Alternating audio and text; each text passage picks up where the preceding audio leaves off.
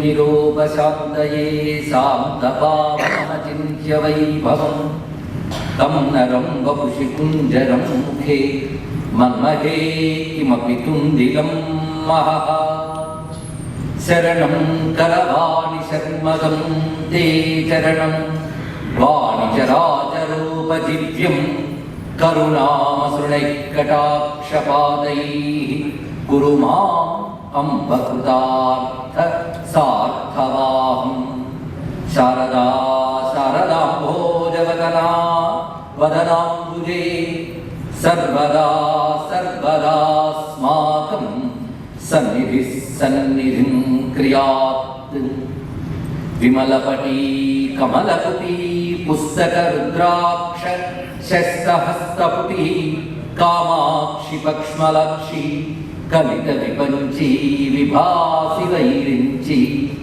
वागर्थाविव सम्पृक्तौ वागर्थ प्रतिपत्तये जगतः पितरौ वन्दे पार्वती परमेश्वरौ गुरवे सर्वलोकानां विषये भवरोगिणां निधये सर्वविद्यानां दक्षिणामूर्तये नमः। नारायण समारंभां व्यासशंकरमध्यमाम् अस्मदाचार्यपर्यन्तां वन्दे गुरुपरम्परां। नारायणं नमस्कृत्य नरं चैव नरोत्तमं देवीं सरस्वतीं व्यासं ततो जयमुदीरयेत्। यज्ञेश अच्युत गोविंद माधव अनंत केशव कृष्ण विष्णु हृषीकेश वासुदेव नमोस्तुते श्री वासुदेव नमोस्तुते। स्फुरत् सहस्रार शिखातितीव्रं सुदर्शनं भास्करकोटितुल्यं सुरद्विषां प्राणविनाशि विष्णोः चक्रं सदाहं शरणं प्रपद्ये। विष्णोः चक्रं सदाहं शरणं प्रपद्ये। शिवाय गुरवे नमः। शिवाय गुरवे नमः। शिवाय गुरवे नमः। श्री विष्णुरूपाय नमः शिवाय। श्रीमात्रे नमः। श्री वेंकटेशाय नमः। श्रीनिवासाय नमः। श्री गोविंदाय नमः। श्री वासुदेवाय नमः। श्री कृष्ण शरणं मम। नमो महद्भ्यो ऋषिभ्यो गुरुभ्यो नमः। శ్రీనివాస పరబ్రహ్మం అంజలిస్తూ భగవత్ స్వరూపమైన ఈ సభా సదస్సు నమస్కరించుకుంటూ పవిత్రమైన పంచమవేదమైనటువంటి మహాభారతంలో భాగవతాన్ని అంటే భగవద్ వైభవాన్ని మనం చెప్పుకుంటూ వస్తున్నాం. ఇందులో ప్రధానంగా భారత విషయములే చెప్పబడుతున్నాయి. భారతంలో చెప్పబడ్డ భగవద్ విషయములు. పాండవులు అరణ్యవాసానికి వెళ్ళారు ధర్మానికి కట్టుబడి. సర్వసమర్థులైనప్పటికీ పరాక్రమవంతులైనప్పటికీ కూడా ధర్మానికి కట్టుబడి వారు అరణ్యవాసం చేస్తున్నారు. ఈ అరణ్యవాసం సామాన్యమైన అంశం కాదు. యుధిష్ఠిరుడు తనదైనటువంటి పరివారంతో సహా అరణ్యవాసంలో ఏ విధంగా ధర్మబుద్ధుడి ఉన్నాడని తెలుసుకోవాలి. ఇక్కడ పైగా యుధిష్ఠిరుడు బ్రహ్మనిష్ఠుడు, నిరంతరం భగవత్ చింతన కలిగినటువంటి వాడు, వైరాగ్యవంతుడు, వివేక వైరాగ్యములు కలిగిన వాడు. అదే ఎంత ధార్మికుడో అంత బ్రహ్మజ్ఞాని. ఆ కారణం చేసిన అరణ్యవాసాన్ని ఒక ఏకాంత రూపమైన సాధనగా వాడుకున్నాడు. అంతేకాని ఎప్పటికప్పుడు దిగులు పడుతూ కూర్చోకుండా అరణ్యవాస కాలాన్ని తపస్సుకు వినియోగించుకున్నాడు. తన వారి చేత కూడా తపస్సును చేయించాడు. దీన్ని బట్టి తెలివైన వారు కానికాలం వచ్చినప్పుడు దాన్ని తపస్సుకు వినియోగించుకుంటారు. తద్వారా దివ్యమైన బలాన్ని పొందుతారు అని మనకు తెలుస్తున్నది. ఆ విధంగా మహానుభావుడు అరణ్యవాసం చేస్తున్న సమయంలో గొప్ప వైభవం ఏంటంటే అనేక మంది మహర్షులు ఆయన వద్దకు వచ్చేవారు. మహర్షి కూడా ఎటువంటి వారంటే అధికారం లేకుండా అడవుల పాలైనటువంటి ధర్మరాజు వద్దకు వచ్చారు, కానీ అధికారంలో ఉన్నటువంటి దుర్యోధన దగ్గర వెళ్ళలేదు. దీన్ని బట్టి మహాత్ములు అధికారము పదవి చూడరు, ధర్మాన్ని మాత్రమే చూస్తారని దీన్ని బట్టి తెలుసు. ఆ విధంగా వచ్చి ధర్మరాజుతో అనేక అంశములు చెప్తుంటారు. అలాంటి సమయంలో ఒకసారి కృష్ణ పరమాత్మ అక్కడికి విచ్చేశాడు. కృష్ణ పరమాత్మ రాజసూయ యాగం తర్వాత మళ్ళీ ధర్మరాజును కలుసుకోవడం ఇదే. అది కూడా తన పరివారంతో యదువీరులతో కలిసి వచ్చాడు. యదు, భోజ, కృష్ణి, కేకయ్య మొదలైనటువంటి రాజులందరూ వారితో పాటు ఉన్నారు. ఆ కృష్ణుడు వస్తున్నప్పుడు ఆయన చూడాలి. ఆయనలో ఒకానొక ఉగ్రత్వం కనబడుతుంది. అంటే అధర్మం పట్ల భగవానుడు కలిగేటువంటి ఒకానొక క్రోధం, ఆ క్రోధంలో దివ్యత్వం ఉంటుంది. అలాంటి క్రోధం కనబడింది. వస్తూ ఆ నోదార్చుతో మాట్లాడాడు. దుర్యోధన, దుశ్శాసన, కర్ణశకునుల రక్తాన్ని ఈ నేల తాగుతుంది. యుద్ధంలో నలుగురిని సంహరించి వాళ్ళని సమర్థించే వాళ్ళందరినీ కూడా సంహరిస్తానన్నాడు కృష్ణ పరమాత్మ. అంత ఉగ్రంగా మాట్లాడేటప్పటికల్లా పాండవులకు కూడా వణుకు వచ్చింది కృష్ణుని యొక్క అమృతిని చూసి. వెంటనే ధర్మరాజు, అర్జునుడు మొదలైన వారు స్వామికి పాదాలకు నమస్కరించి కృష్ణ శాంతి చోటుకు స్తోత్రం చేస్తారు. భారతంలో కృష్ణుని గురించి ఉన్న స్తోత్రములు పరిశోధించవలసిన ఒక ప్రత్యేకమైన అంశం. ఎప్పుడైనా స్తోత్రం ఉన్నది అంటే అది కేవలం ఒక పొగట్టే కాదు. ప్రతి దేవతా స్తోత్రము ఆ దేవత యొక్క తత్వాన్ని మనకు ఆవిష్కరిస్తుంది. అది స్తోత్రాన్ని ఆ దృష్టితో మనం పరిశీలిస్తే దేవత యొక్క సంపూర్ణమైనటువంటి స్వరూప, స్వభావ, తత్వ వైభవాలు స్తోత్రం అందిస్తుంది. కనుక ప్రతి స్తోత్రము ఆ దేవతకు సంబంధించిన శాస్త్రము అనే అవగాహనతో పరిశీలిస్తే చాలా అద్భుతమైన అంశాలు మనకు తెలుస్తాయి. ఈ స్తోత్రం యొక్క సారాంశం ఏంటంటే కృష్ణ పరమాత్మ తపోమూర్తి అని ఈ స్తోత్రంలో చెప్తాడు ధర్మరాజు ప్రధానంగా. నువ్వు అనుగ్రహించవలసింది ఏంటంటే నువ్వు వెళ్ళి వారిని సంహరించవలసిన అవసరం లేదు. మా ప్రతాపాలతో మేము విజయం సాధించేలా నువ్వు అనుగ్రహించాలి, ఇది వారు కోరుకున్నది. అందుకే భగవంతుడు కానీ ఎలాగొచ్చో కదా పని చేసి పెట్టి బాబు నువ్వు ప్రశాంతంగా ఉంటాం అనకుండా మన కర్మం మనం చేసేటట్టు భగవంతుడు అనుగ్రహించాలి, ఇది బాగా తెలుసుకోవాలి. అంతేగాని అన్ని ఆయనే చేసి పెట్టేయాలనకూడదండి. ఇక్కడ ధర్మరాజు దగ్గర, భీముడి దగ్గర మనం గమనించవలసిన అంశంలో అదేవిధంగా అర్జునుడు కూడా. ఎందుకంటే అరణ్యవాసంలో అనేక సందర్భాల్లో మీకు శ్రమ లేకుండా మేమే ఆ ధార్తరాష్ట్రాన్ని సంహరిస్తాము అని పెద్దలు అన్న సందర్భాలు కొన్ని ఉన్నాయి. హనుమంతుడు అంటాడు భీముడు కావాలి, స్వామిని అనుగ్రహంలో మేము చేసేటట్టు చేయంటాడు. అదేవిధంగా ధర్మదేవత యక్ష రూపంలో వచ్చినప్పుడు నీకేం వరం కావాలి అని ధర్మరాజుని అడిగితే వెంటనే ఆ ధార్తరాష్ట్రంలో పోయేటట్టు చూడవయ్యా అని అడగచ్చు. ఆయన అలా అడగలేదు. ధర్మమునందు నా బుద్ధి ఎప్పుడు నిలిచేలా అనుగ్రహించు అని మాత్రమే కోరేడండి. అది ధర్మరాజు యొక్క వ్యక్తిత్వం. అలాంటి వ్యక్తిత్వాలు యువకులకి నేర్పాలి, యువతులకి నేర్పాలి. ధర్మనిష్ట. అందుకే ధర్మరాజు అంటే మన నాటకాల్లో, సినిమాల్లో చూసినట్టు అలా మౌనంగా కూర్చునేటువంటి ఒక మెతక మనిషి కాదు. ధర్మరాజు సర్వసమర్థుడు, ధర్మనిష్ట కలిగినటువంటి వాడు, నిగ్రహ సంపన్నుడు. అదే ప్రధానంగా మనం ధర్మరాజును ఆధారం చేసుకుని మిగిలిన నలుగురు ఉన్నారు, గమనించుకోవాలి. భీముడి యొక్క ఆవేశం కానీ, అర్జునుడి పరాక్రమం కానీ, నకుల సహదేవుల బలాలు కానీ ధర్మరాజు చుట్టూ ఉన్నాయి. దీన్ని బట్టి ఒక వ్యక్తికి ఉన్న సర్వసమర్థతలు ధర్మాన్ని ఆధారం చేసుకుని ఉండాలి అని చెప్పడమే ఆ పాండవుల్లో కనబడుతున్న అందమైన అంశం. ఇది పరిశీలించవలసిన మరొక అంశం. మొత్తాన్ని కృష్ణ పరమాత్మను వాడు స్తోత్రం చేస్తూ అంటున్న మాట ఏమిటంటే తపస్సు యొక్క శక్తి ఏమిటో లోకానికి చూపించడానికి అవతరించిన వాడు నువ్వు. అటువంటి ఆ తపోరూపమైన అవతారము నీ యొక్క దివ్య స్వరూపం. అదే నరనారాయణలో నారాయణ అవతారం. నువ్వు నరనారాయణలో నారాయణుడు. నరనారాయణ అవతారం యొక్క ప్రత్యేకత ఏంటంటే తపో మార్గాన్ని లోకానికి చూపించడానికే అవతరించిన వాడు నరనారాయణుడు. అంటే ఒకే విష్ణువు 2 రూపాయలుగా అవతరించాడు. కనుక తపో మార్గం చూపించడానికి అవతరించిన వాడు కనుక ఏ నారాయణ లోక ప్రవృత్తి హేతుస్త్వమసి నిధానం తపసాం కృష్ణ. లోక ప్రవృత్తికి హేతువుడు అంటే లోకం నడుస్తుందంటే నీ కారణంగా. అంతేకాకుండా నిధానం తపసా, తపస్సుకు నిధానం నువ్వు, తపో నిధానం. ఈ మాట గుర్తుపెట్టుకోవాలి. ఒక్కొక్క అవతారం ఒక్కొక్క ప్రత్యేకత ఉంటుంది. అంటే తపస్సుతో పాటు మిగిలిన గుణాలు ఉంటాయి, కానీ తపస్సు ప్రధానంగా చూపిస్తాడు నారాయణ మహర్షి. అలాగే దత్తాత్రేయుడు వారు తత్వజ్ఞానాన్ని ప్రధానంగా చూపిస్తాడు.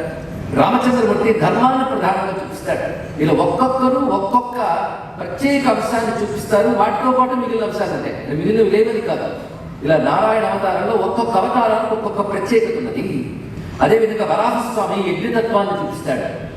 నారసింహస్వామి సంధ్యాతత్వాన్ని యోగతత్వాన్ని చూపిస్తాడు. ఇలాగా ఒక్కొక్క అవతారంలో ఒక్కొక్క ప్రధానమైన తత్వం స్ఫుటంగా కనబడుతుంటుంది. మిగిలిన అంశాలు వాటితో ఆంశికం అంటే అనుసరించి వస్తూ ఉంటాయి. మరి కృష్ణావతారంలో ఏంటి ప్రధానంగా కనబడుతుంది? కృష్ణావతారం మర్మం తెలుసుకోవాలి కదా. రామావతారంలో ధర్మం ప్రధానం అంటే జ్ఞానం లేదు యోగం లేదు అనకూడదు. ధర్మం ప్రధానంగా ఉంటూ మిగిలిన దానికి అంగములుగా ఉన్నాయి. అలాగే యజ్ఞవరాహస్వామిలో యజ్ఞం ప్రధానంగా ఉంటూ మిగిలిన అంగములుగా ఉన్నాయి. నారాయణ అవతారంలో తపస్సు ప్రధానంగా ఉంటూ మిగిలిన ఆనుషంగికంగా కనబడుతున్నాయి. మరి కృష్ణావతారంలో ఏం కనబడుతుంది? ఇది ఆలోచించవలసిన అంశం. అన్ని అవతారముల్లో ఉన్న అంశములన్నీ కలబోసి కృష్ణావతారంలో కనబడతాయి. అది కృష్ణావతారం యొక్క ప్రత్యేకత. అందుకే దత్తాత్రేయుడి గురించి బాగా తెలుసుకుంటే కృష్ణావతారంలో దత్తాత్రేయ తత్వం ఎక్కడుందో పరిశీలించవచ్చు. కృష్ణావతారంలో నరసింహుడు ఎక్కడున్నాడు, కృష్ణావతారంలో రాముడు ఎక్కడున్నాడు, కృష్ణావతారంలో వరాహతత్వం ఎక్కడుంది, ఇలాగా పరిశీలిస్తే తత్వం తెలిసిన పరిశోధకులకు గొప్ప అంశం లభిస్తుంది. ఎందుకంటే కృష్ణావతారం సర్వావతార సమన్వయ స్వరూపము అని కృష్ణుడి పరిపూర్ణుడు అన్నది అదే కారణం.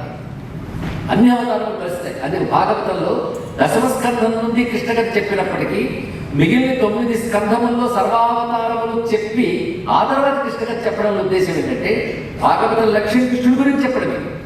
కానీ అందులో 9 స్కంధములు ఇతర అవతారములు చెప్తూ తర్వాత కృష్ణుడి గురించి ప్రారంభించిన ఉద్దేశం ఏంటంటే 9 స్కంధముల్లో చెప్పినటువంటి సర్వ అవతారముల యొక్క కలయికే కృష్ణావతారం అని చెప్పడం వ్యాసుని యొక్క ఉపదేశం. అది గ్రహించగలిగితే ఇక్కడ నరనారాయణుల యొక్క స్వరూపాన్ని చూస్తున్నాడు.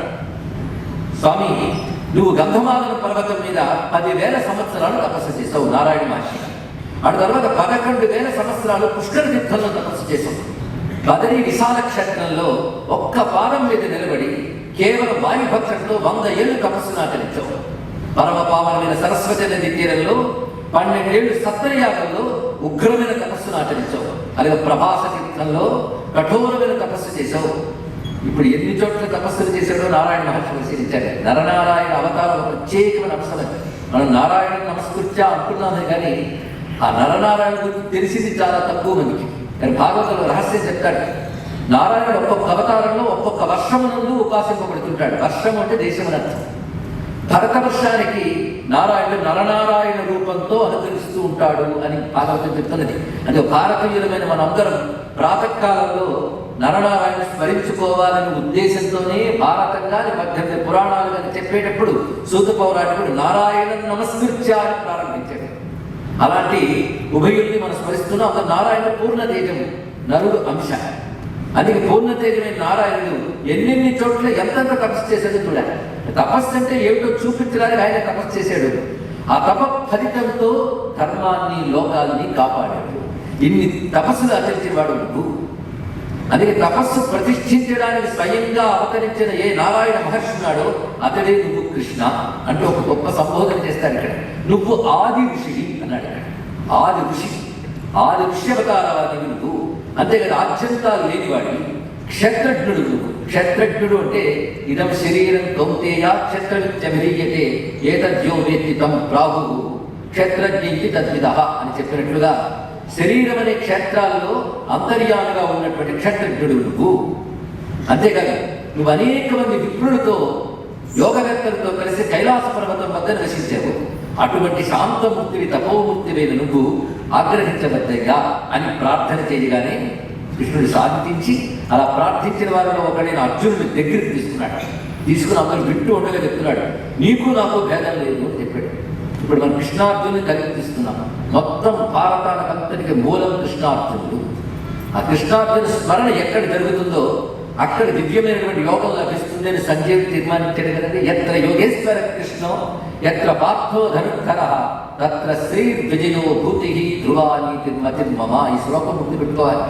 అది కృష్ణార్జున స్మరణ చాలా విశేషమైనటువంటి అంశం. మొత్తం భారతానికంతటికి మూలం ఆ ఉభయుడు.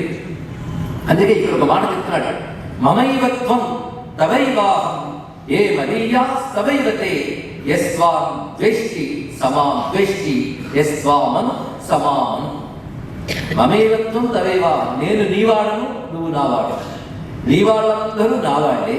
ఇది కృష్ణ పరమాత్మ ఒక విధంగా భక్తుడితో చెప్తున్న మాట అని తెలుసుకోవాలి. ఒక్కసారి కృష్ణుడు నావాడు అని మనం అనగలిగితే ఆయన వెంటనే అవునరా నువ్వు నావాడివి అంటాడు. అంతేకాదు తన భక్తుడి వాళ్ళందరూ తనవారంటాడు. అటువంటి అపారమైన కారుణ్య స్వామి. అందుకే అర్జునుడితో ఈ మాట అనడం, ఒక నరుడితో నారాయణ అనడం ఒకటి, భక్తుడితో భగవంతుడు అనడం కూడా. అందుకే నిన్ను ఎవరు ద్వేషిస్తారో వారు నన్ను ద్వేషించినట్లే, నిన్నెవరు గౌరవిస్తారో వాళ్ళు నన్ను గౌరవించినట్లే అనే విషయాన్ని ఇక్కడ అద్భుతమైన భాష్యం రచించే నీలకంఠ దీక్షితుల వారైతే తత్వమసి మహావాక్యార్థం ఇందులో ఉంది అని చాలా సూచనప్రాయంగా చెప్పారు. ఎందుకంటే మహాభారతాన్ని తత్వ దృష్టితో యోగ దృష్టితో గమనిస్తే అది మనదైన కథ అవుతుంది, ఇక్కడ పరిపూర్ణమైన వృత్తాంతం అవుతుంది. నారాయణ తత్వమే తత్వమసి మహావాక్యం యొక్క మరొక స్వరూపం. అదే నీలకంఠ దీక్షితుల వారు భారతం ఉద్భవించిందే అద్వైత మత ప్రతిష్టాపన కోసం అని తీర్మానించాడు మహానుభావుడు. అది ఎలా ఉన్నది మళ్ళీ ఆ తత్వ దృష్టితో గమనించవలసిన అంశం అది. ఎందుకంటే భారతం ప్రధానంగా బ్రహ్మవిద్యకు పూర్వరంగంగా ఉన్నటువంటి కర్మ ఉపాసన ఇవన్నీ చెప్తుంది, కానీ భారతం యొక్క లక్ష్యం బ్రహ్మ విద్యా ప్రతిపాదనే.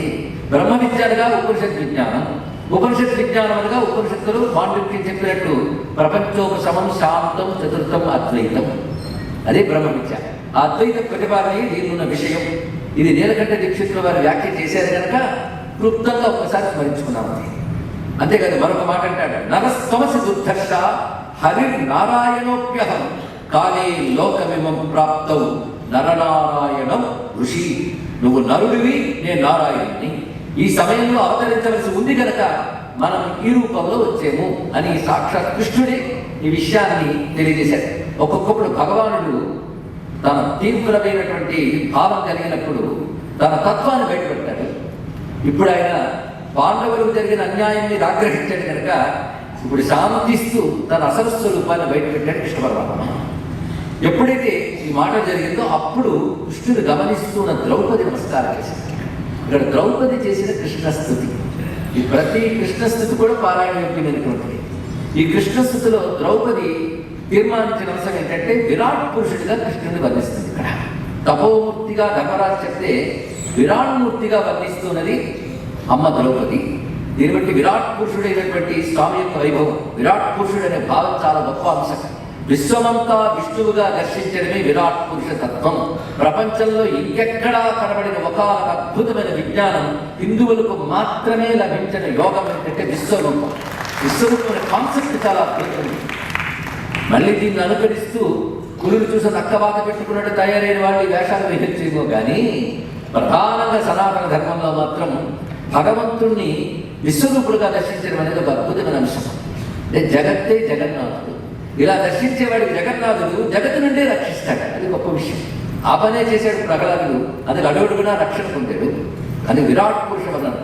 విరాట్ పురుషుడు అన్నప్పుడు వేదములందు ప్రస్తావించబడినటువంటి పురుష సూక్తము మొదలుకుని అనేక వేద భాగాలలో ఉన్న విష్ణు సూక్తముల యొక్క సమాహారమే విరాట్ పురుష సూక్తుడు. అందుకే నారాయణుడు జగద్రూపముగా ఉన్నటువంటి రూపం ఒకటి, జగత్తుకి అతీతమై ఉన్నటువంటి రూపం ఒకటి, మూడవది యజ్ఞ రూపం ఒకటి, నాలుగవది ప్రతి జీవుల్లో అంతర్యాలుగా ఉండేటువంటి. ఈ విధంగా 4 రూపాలుగా పురుషతత్వం చెప్పబడుతుంది. కృష్ణుడు అటువంటి పురుషుడు, పురుషోత్తముడు. ఈ పురుష శబ్దానికి అర్థం ఏంటంటే పూర్ణత్వా పురుష, పూర్ణమైన వాడు పురుషుడు. అది విశ్వమంతా ఆయన రూపంతో పూరించాడు, నింపేశాడు. పూరించుట అంటే నింపుట. జగమంతా తాను నిండిపోయి ఉన్నాడు కనుక ఆయన విరాట్ పురుషుడయ్యాడు. జగత్తుకి అతీతంగా ఉన్నప్పుడు పరిపూర్ణమై పూర్ణమద పూర్ణమిదమని చెప్పబడుతున్నాడు కనుక పురుషుడు. అంతేకాదు యజ్ఞరూపముగా ఉంటూ యజ్ఞము ద్వారా దేవతలకు బలాన్ని ఇచ్చి దేవతల ద్వారా లోకాన్ని రక్షిస్తున్నాడు కనుక యజ్ఞోవై విష్ణు అని చెప్పబడుతూ యజ్ఞరూపుడైన పురుషుడు. 3 పురుషులు వచ్చారు. 4వది జీవుల శరీరములని పురముల యందు అంతర్యాలుగా చేతే ఉన్నాడు కనుక పురుషుడు. ఇది పురుష శబ్దాలకు 4 అర్థములు. ఈ 4 అర్థములుగా చెప్పబడినటువంటి పురుషతత్వాన్ని అందించే అద్భుతమైన వేద భాగమే పురుష సూక్తం. దాని యొక్క భావమే ద్రౌపది చేసిన అద్భుతమైనటువంటి స్తోత్రం. ఇది ఆ స్తోత్ర సారాన్ని మనప్పుడు మననం చేసుకున్న ఒక్కసారి. అంతేకాదు ఇంత స్తోత్రం చేసేవాడు ఏమైందంటే చివరికి చాలా అద్భుతమైన మాట అనేది, నిన్ను ఈ రూపముతో వ్యాసుడు, అసితుడు మొదలైనటువంటి మహర్షులు వర్ణించారు అన్నారు. అంటే ఇవేవి నా తెలుగుతో చేసేది కాదు, ఆ మహర్షులు చెప్పినటువంటి ఏ జ్ఞానం ఉందో దాన్ని నేను హృదయంలో నిరంతరం మననం చేసుకుంటున్నాను. ఇవాళ నువ్వు మాట్లాడుతున్నప్పుడు నీలో నాకు ఆ విరాట్ పురుషుని యొక్క దర్శనం లభించింది కనుక ఇలా స్తోత్రం చేశాను అంటూ ఒక్కసారి కృష్ణుని చూడగానే బోరు దుఃఖం పొంగుకొచ్చింది ద్రౌపదికి.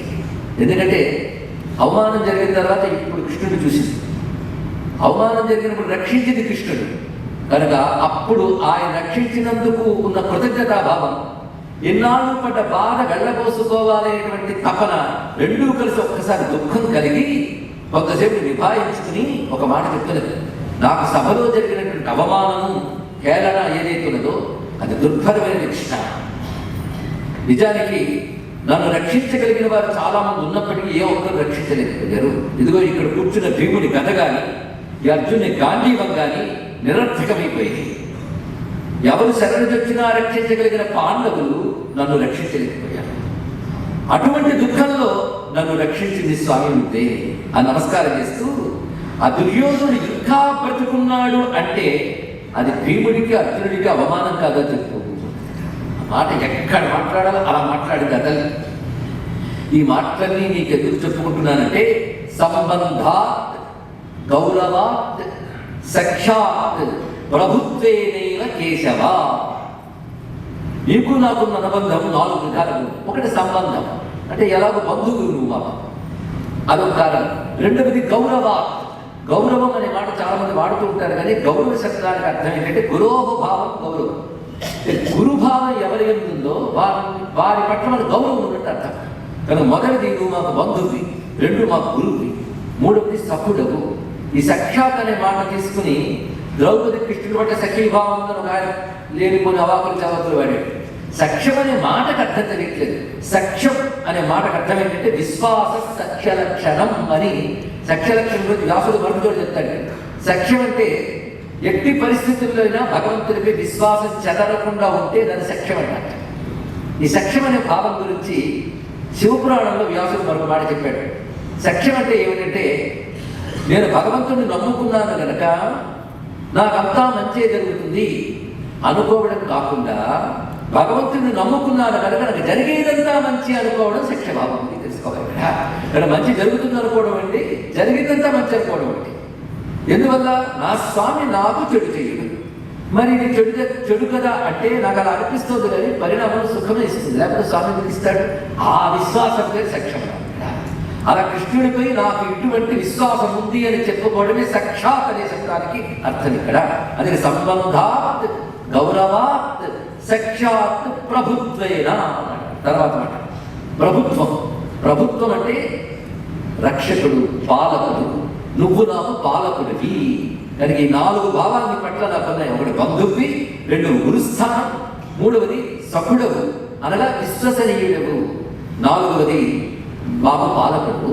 ఈ కారణం చేత నీతో చెప్పుకుంటున్నానయ్యా. ఎవరికి చెప్పుకుంటా చెప్పు, హృదయంలో బాగా అలా నిగ్రహించుకున్నాను నేను ఇక్కడ అనగానే కృష్ణుడు అనునయంగా సోదరి తల నిమిరి అంటున్నాడు, విలపించకమ్మా, నీ దుఃఖం అంతా వాళ్ళ నాశనానికి దారితీస్తుంది. నీకు ఇవాళ నేను మాట ఇస్తున్నాను చూడు. ఇక్కడ నమే మోఘం వచో భవే అనే మకుటంతో వరుసగా కొన్ని శ్లోకాలు అంటాడు కృష్ణుడు. నమే మోఘం వచో భవే అంటే నా మాట ఎప్పుడూ వ్యర్థము కాదు. ఇది దీని యొక్క అర్థం. కృష్ణుడి మాట ఎప్పుడు వ్యర్థం కాదండి. ఆయన సత్యనారాయణుడు. సత్యం అంటేనే వ్యర్థము కాదని అర్థం. కృష్ణుని మాట వ్యర్థము కాదు. అంతేగాని ఆయన నోట అసత్యం పలకదు. జరిగిందే చెప్తాడు, చెప్పింది జరుగుతుంది. అది తెలుసుకోవాలి. చెప్పింది జరుగుతుంది. అందుకే నమే మోఘం వచో భవే. ఏమిటా మాట అంటే ఆకాశం కింద పడ్డా, హిమవ పర్వత కరిగిపోయినా, భూమి బద్దలైన, సముద్రాలు ఇంకిపోయినా ఆ కౌరవ హతకలు మరణించడం ఖాయం. వారు మరణించి తిరుగుతారు. నా మాట వ్యర్థం కాదు, నా మాట జరిగి తిరుగుతుంది అని దృఢంగా కొన్ని మాటలు చెప్తాడు. వెంటనే ద్రౌపది సోదరుడిని దుష్టజుమ్నుడిని మాట్లాడుతూ, నువ్వెందుకు బాధపడతావు చెల్లి? అసలు నేను పుట్టిందే ద్రోణుడిని చంపడానికి, భీష్ముడిని అంతం చూడడానికి శిఖండి సిద్ధంగా ఉన్నాడు. దుర్యోధన దుశ్శాసనాదుని సంహరిస్తానని భీముడు ప్రతిజ్ఞ పట్టి ఉన్నాడు. ఇక కర్ణాదుని సంహరిస్తానని అర్జునుడు సిద్ధంగా ఉన్నాడు. కృష్ణుడిని ఆశ్రయించిన వారు ఎప్పుడూ విజయాన్ని సాధిస్తారు. ఇది గుర్తుపెట్టుకో అని దుష్టజుమ్నుడు చెప్పినటువంటి మాట. అప్పుడు ధర్మరాజుతో కృష్ణుడు ఒక మాట అంటున్నాడండి. కృష్ణ పరమాత్మ మాట్లాడుతున్న మాట ఏంటంటే, నిజానికి ఆ సమయంలో నేను ద్వారకులో లేదు, ఆ కారణం చేతనే నీకు అంత కష్టం వచ్చింది. ఒకవేళ ఉండుంటే అంత కష్టం వచ్చేది కాదు. అంటే రాజసూయ యాగం జరిగిన తర్వాత జీవితానికి పిలిచినప్పుడు సందర్భం. కానీ చివరిలో వస్త్రాపరణ జరిగేటప్పుడు కృష్ణ ద్వారకు వచ్చాడని మా వర్ణంలో తెలుస్తుంది. కానీ జూతానికి పిలిచినప్పుడు ధర్మరాజు కూర్చున్నప్పుడు జూతం జరుగుతున్న సమయాల్లో ఆయన ద్వారకలో లేడు. నేను ద్వారకలో ఉంటుంటే నీకు కష్టం వచ్చేది కాదన్నాడు. చాలా జాగ్రత్తగా వినవలసిన అంశం. ఇక్కడ నీలకంఠ దీక్షితుల వారు అత్యద్భుతమైన భాష్యం రచించారు. ఆ భాష్య సహాయంతో వ్యాసముని మనం తెలుసుకోవచ్చు. ద్వారకలో ఉంటే నీకు కష్టం వచ్చేది కాదు. ఈ మాట ఎందుకన్నాడంటే, ఒకవేళ ద్వారకలో ఉంటే నాకు విషయం తెలిసేది, ధృతరాష్ట్రాలు పిలవకపోయినా నేను వచ్చేవాడు. ఎందుకంటే జూతాన్ని మీరు పిలిచారు విషయం నాకు తెలియదు. ఆ కారణం చేత నేను రాలేదు. నేను వేరే ఒక కార్యక్రమంలో ఉండడం వల్ల, అంటే యుద్ధంలో ఉన్నాను నేను, అందువల్ల ఇక్కడికి రాలేకపోయాను. నైత కృచ్ఛ్రమను ప్రాప్త భవాన్ స్యాత్ వసుధాధిప యద్యహం ద్వారకాయాం స్యాం రాజన్ సన్నిహిత పురా. ఈ శ్లోకంలో విశేషమైన అంశం ఉంది. జీవితం వల్ల కలిగే దుష్పరిణామాలన్నీ వివరించి ఉండేవాడిని. ఎవరికి?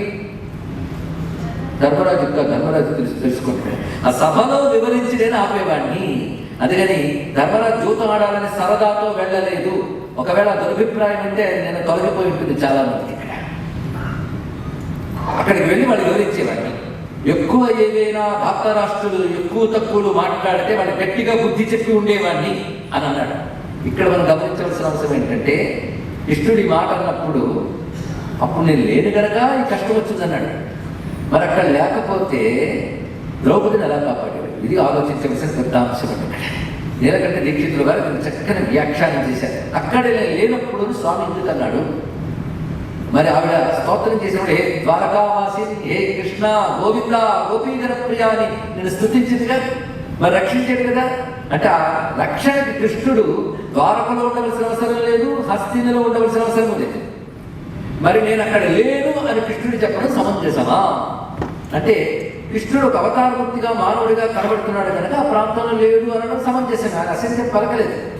కానీ కృష్ణుడు సర్వవ్యాప్తుడు, అక్కడ లేడని చెప్పవచ్చా అంటే అత్యద్భుతమైన మాట ఇక్కడ నీలకంఠ దీక్షితుల వారు చెప్తున్నారు. భగవద్గీత సహాయంతో భాషను అందించాడు. అక్కడ లేడు అంటే అర్థం ఏంటంటే, ధర్మరాజు ఆ సమయంలో కృష్ణుడిని స్మరించాలని బుద్ధి కలగలేదు. కానీ తెలుసుకోవచ్చు, కలగలేదు. అది ద్రౌపదికి కలిగింది. అది స్ఫురణయే దైవం అంటారు. స్ఫురణయే దైవం ఆ సమయంలో కలగాలి. ఒక్కసారి కలిగితే తప్పకుండా భగవద్ రక్ష ఉంటుంది. మరి ద్రౌపదికి కలిగితే రక్షించండి, ఇది కలగలేదు, రక్షించలేదు. అంటే కలిగితేనే రక్షిస్తాడా అంటే అంతేనండి. తాగితేనే గంగ దాహం తీరుస్తుంది, అంతే కదా. స్ఫురణ కలిగితేనే భగవంతుడి రక్షణ ఉంటుంది. అందరూ సందేహం కలిగి స్మరించాలి. అది స్మరణ అనేది చాలా ప్రధానమైన అంశం. ఆ స్మరణ లేకపోవడం వల్ల అదే ద్రౌపదికి ఆ స్మరణ వల్ల రక్షణ లభించింది. నేను కృష్ణుడు అంత ఉపన్యాసం ఇవ్వలేదు, సూచనప్రాయంగా చెప్పాడు. లోతు తెలిసే నీలకంఠ దీక్షితులు ఇక్కడ మాట చెప్పాడు. ఆ సమయంలో ధర్మరాజు ఎందుకు స్మరణ రాలేదు? ఆయన మహానుభావుడు కదా. అంటే జరగవలసిన మహాకార్యం ఉంది. వీళ్ళు యోధుల్లో గెలిచిపోయి వచ్చారనుకోండి, అసలు కృష్ణుడు ఎందుకు అవతరించాడు ఆ పనే జరగదు. ఎందుకంటే అసురాంశలు కలిగినటువంటి ఆ దుష్టరాజులందరినీ ఒకటోటి సమావేశపరిచి పూర్తి చేయడం లేదా కృష్ణావతారం యొక్క ప్రయోజనం. అందులో శిక్షించవలసిన వాళ్ళందరూ క్షేమంగా ఉంటే అలాగా. కనుక వాళ్ళకి వాళ్ళు చిచ్చు పెట్టుకోవాలంటే జరగాల్సింది జరగాలి. అందుకు ఆ సమయంలో కృష్ణుడే స్మరణలోకి రాలేదనొచ్చు. ధర్మరాజు భాగవతుడు ఇది ఎలా చెప్తారండి అంటే, సర్వస్య చాహం హృది సన్నివిష్టో మత్త స్మృతి జ్ఞానమపోహనంచ వేదైశ్చ సర్వైరహమేవ విద్యో వేదాంత వేద విదేవ చాహం అని 15వ అధ్యాయంలో భగవద్గీతలు సామర్థ్యాలు ఇచ్చారు. అందరి హృదయాల్లో ఉంటూ జ్ఞాపకము మరపు కలిగించేవాడిని నేను అని చెప్పాడు ఇక్కడ. అందుకే సర్వజీవుల దేహముల్లో ఉంటున్నటువంటి దీపించు తలపు మరపవు దేవుడ నేను అని యానతిచ్చే కృష్ణుడు అర్జునునితో విని యాతని భజించు వివేకమా అని హనుమాచార్య కూడా తన కీర్తనలో గీతావాక్యాన్ని పాటగా అందిస్తూ చెప్పాడు ఇక్కడ. సర్వజీవుల హృదయాల్లో ఉంటూ మరపు తలపు రెండు నేనే కలిగిస్తాను అన్నాడు. జ్ఞాపకము మరపు మత్త స్మృతి జ్ఞానం అపోహనంచ. ఈ మరపు అదేవిధంగా తలపు రెండు నేనే కలిగిస్తాను అని చెప్పిన వాడు ద్రౌపదిలో స్మరణ, ధర్మరాజులు విస్మరణ కలిగించాడంటే ఒకనొక కార్య ప్రయోజనం కోసం కలిగిన అంశమే. ఇది గ్రహించవలసిన మరొక అంశం. ఇంత లోతైన భావాలు భారతంలో పరిశీలిస్తుంటే మనం గమనించవచ్చండి. మొత్తానికి ఈ విధంగా ఓదార్చుతూ ఒక మాట చెప్తాడు. నువ్వు ఇక్కడ జీవితానికి వెళ్ళిన సమయంలో అప్పుడు జరిగిన అంశం ఏంటంటే, రాజసూయాగం తర్వాత నేను తిరిగి ద్వారకు వెళ్ళేటప్పటికల్లా అప్పటికే నేను లేని సమయం చూసి సాల్వుడు మొదలైనటువంటి వాళ్ళందరూ కూడా ముట్టడించారు ద్వారకని. ఆ సాల్వుడు తన మిత్రులైనటువంటి దంతభక్తుడు మొదలైన వారితో కలిసి అక్కడ ముట్టడించాడు.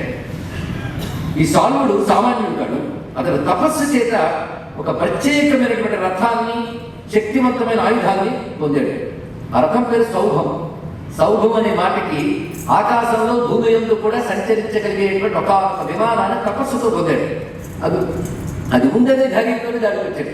వాడి సహాయకులుగా వచ్చిన వాడు దంతభక్తులు మొదలైనటువంటి వారు. ఆ సమయంలో నేను వాళ్ళతో యుద్ధం చేయడం వల్ల ఇక్కడి విషయం నాకు తెలియదు. యుద్ధం చేస్తూ ద్వారక నుంచి వాళ్ళు తరిమి కొడుతూ చాలా దూరం వెళ్ళిపోయాయి. నేను అక్కడ చేరేటప్పటికే ప్రద్యుమ్నాదులు ఎదుర్కొన్నారు, కానీ వాళ్ళ శక్తి చాలడం లేదు. అందుకు నేను కూడా పూనుకున్నాను. యుద్ధం జరిగింది. మొత్తానికి ఆ యుద్ధంలో సాల్వుని సంహరించాను.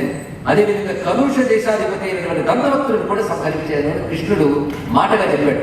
అంటే జయ విజయులే మొదటి జన్మలో హిరణ్యాక్ష హిరణ్యకశిపుడు, రెండవ జన్మలో రావణ కుంభకర్ణులు, మూడవ జన్మలో శిశుపాల దంతభక్తుడు.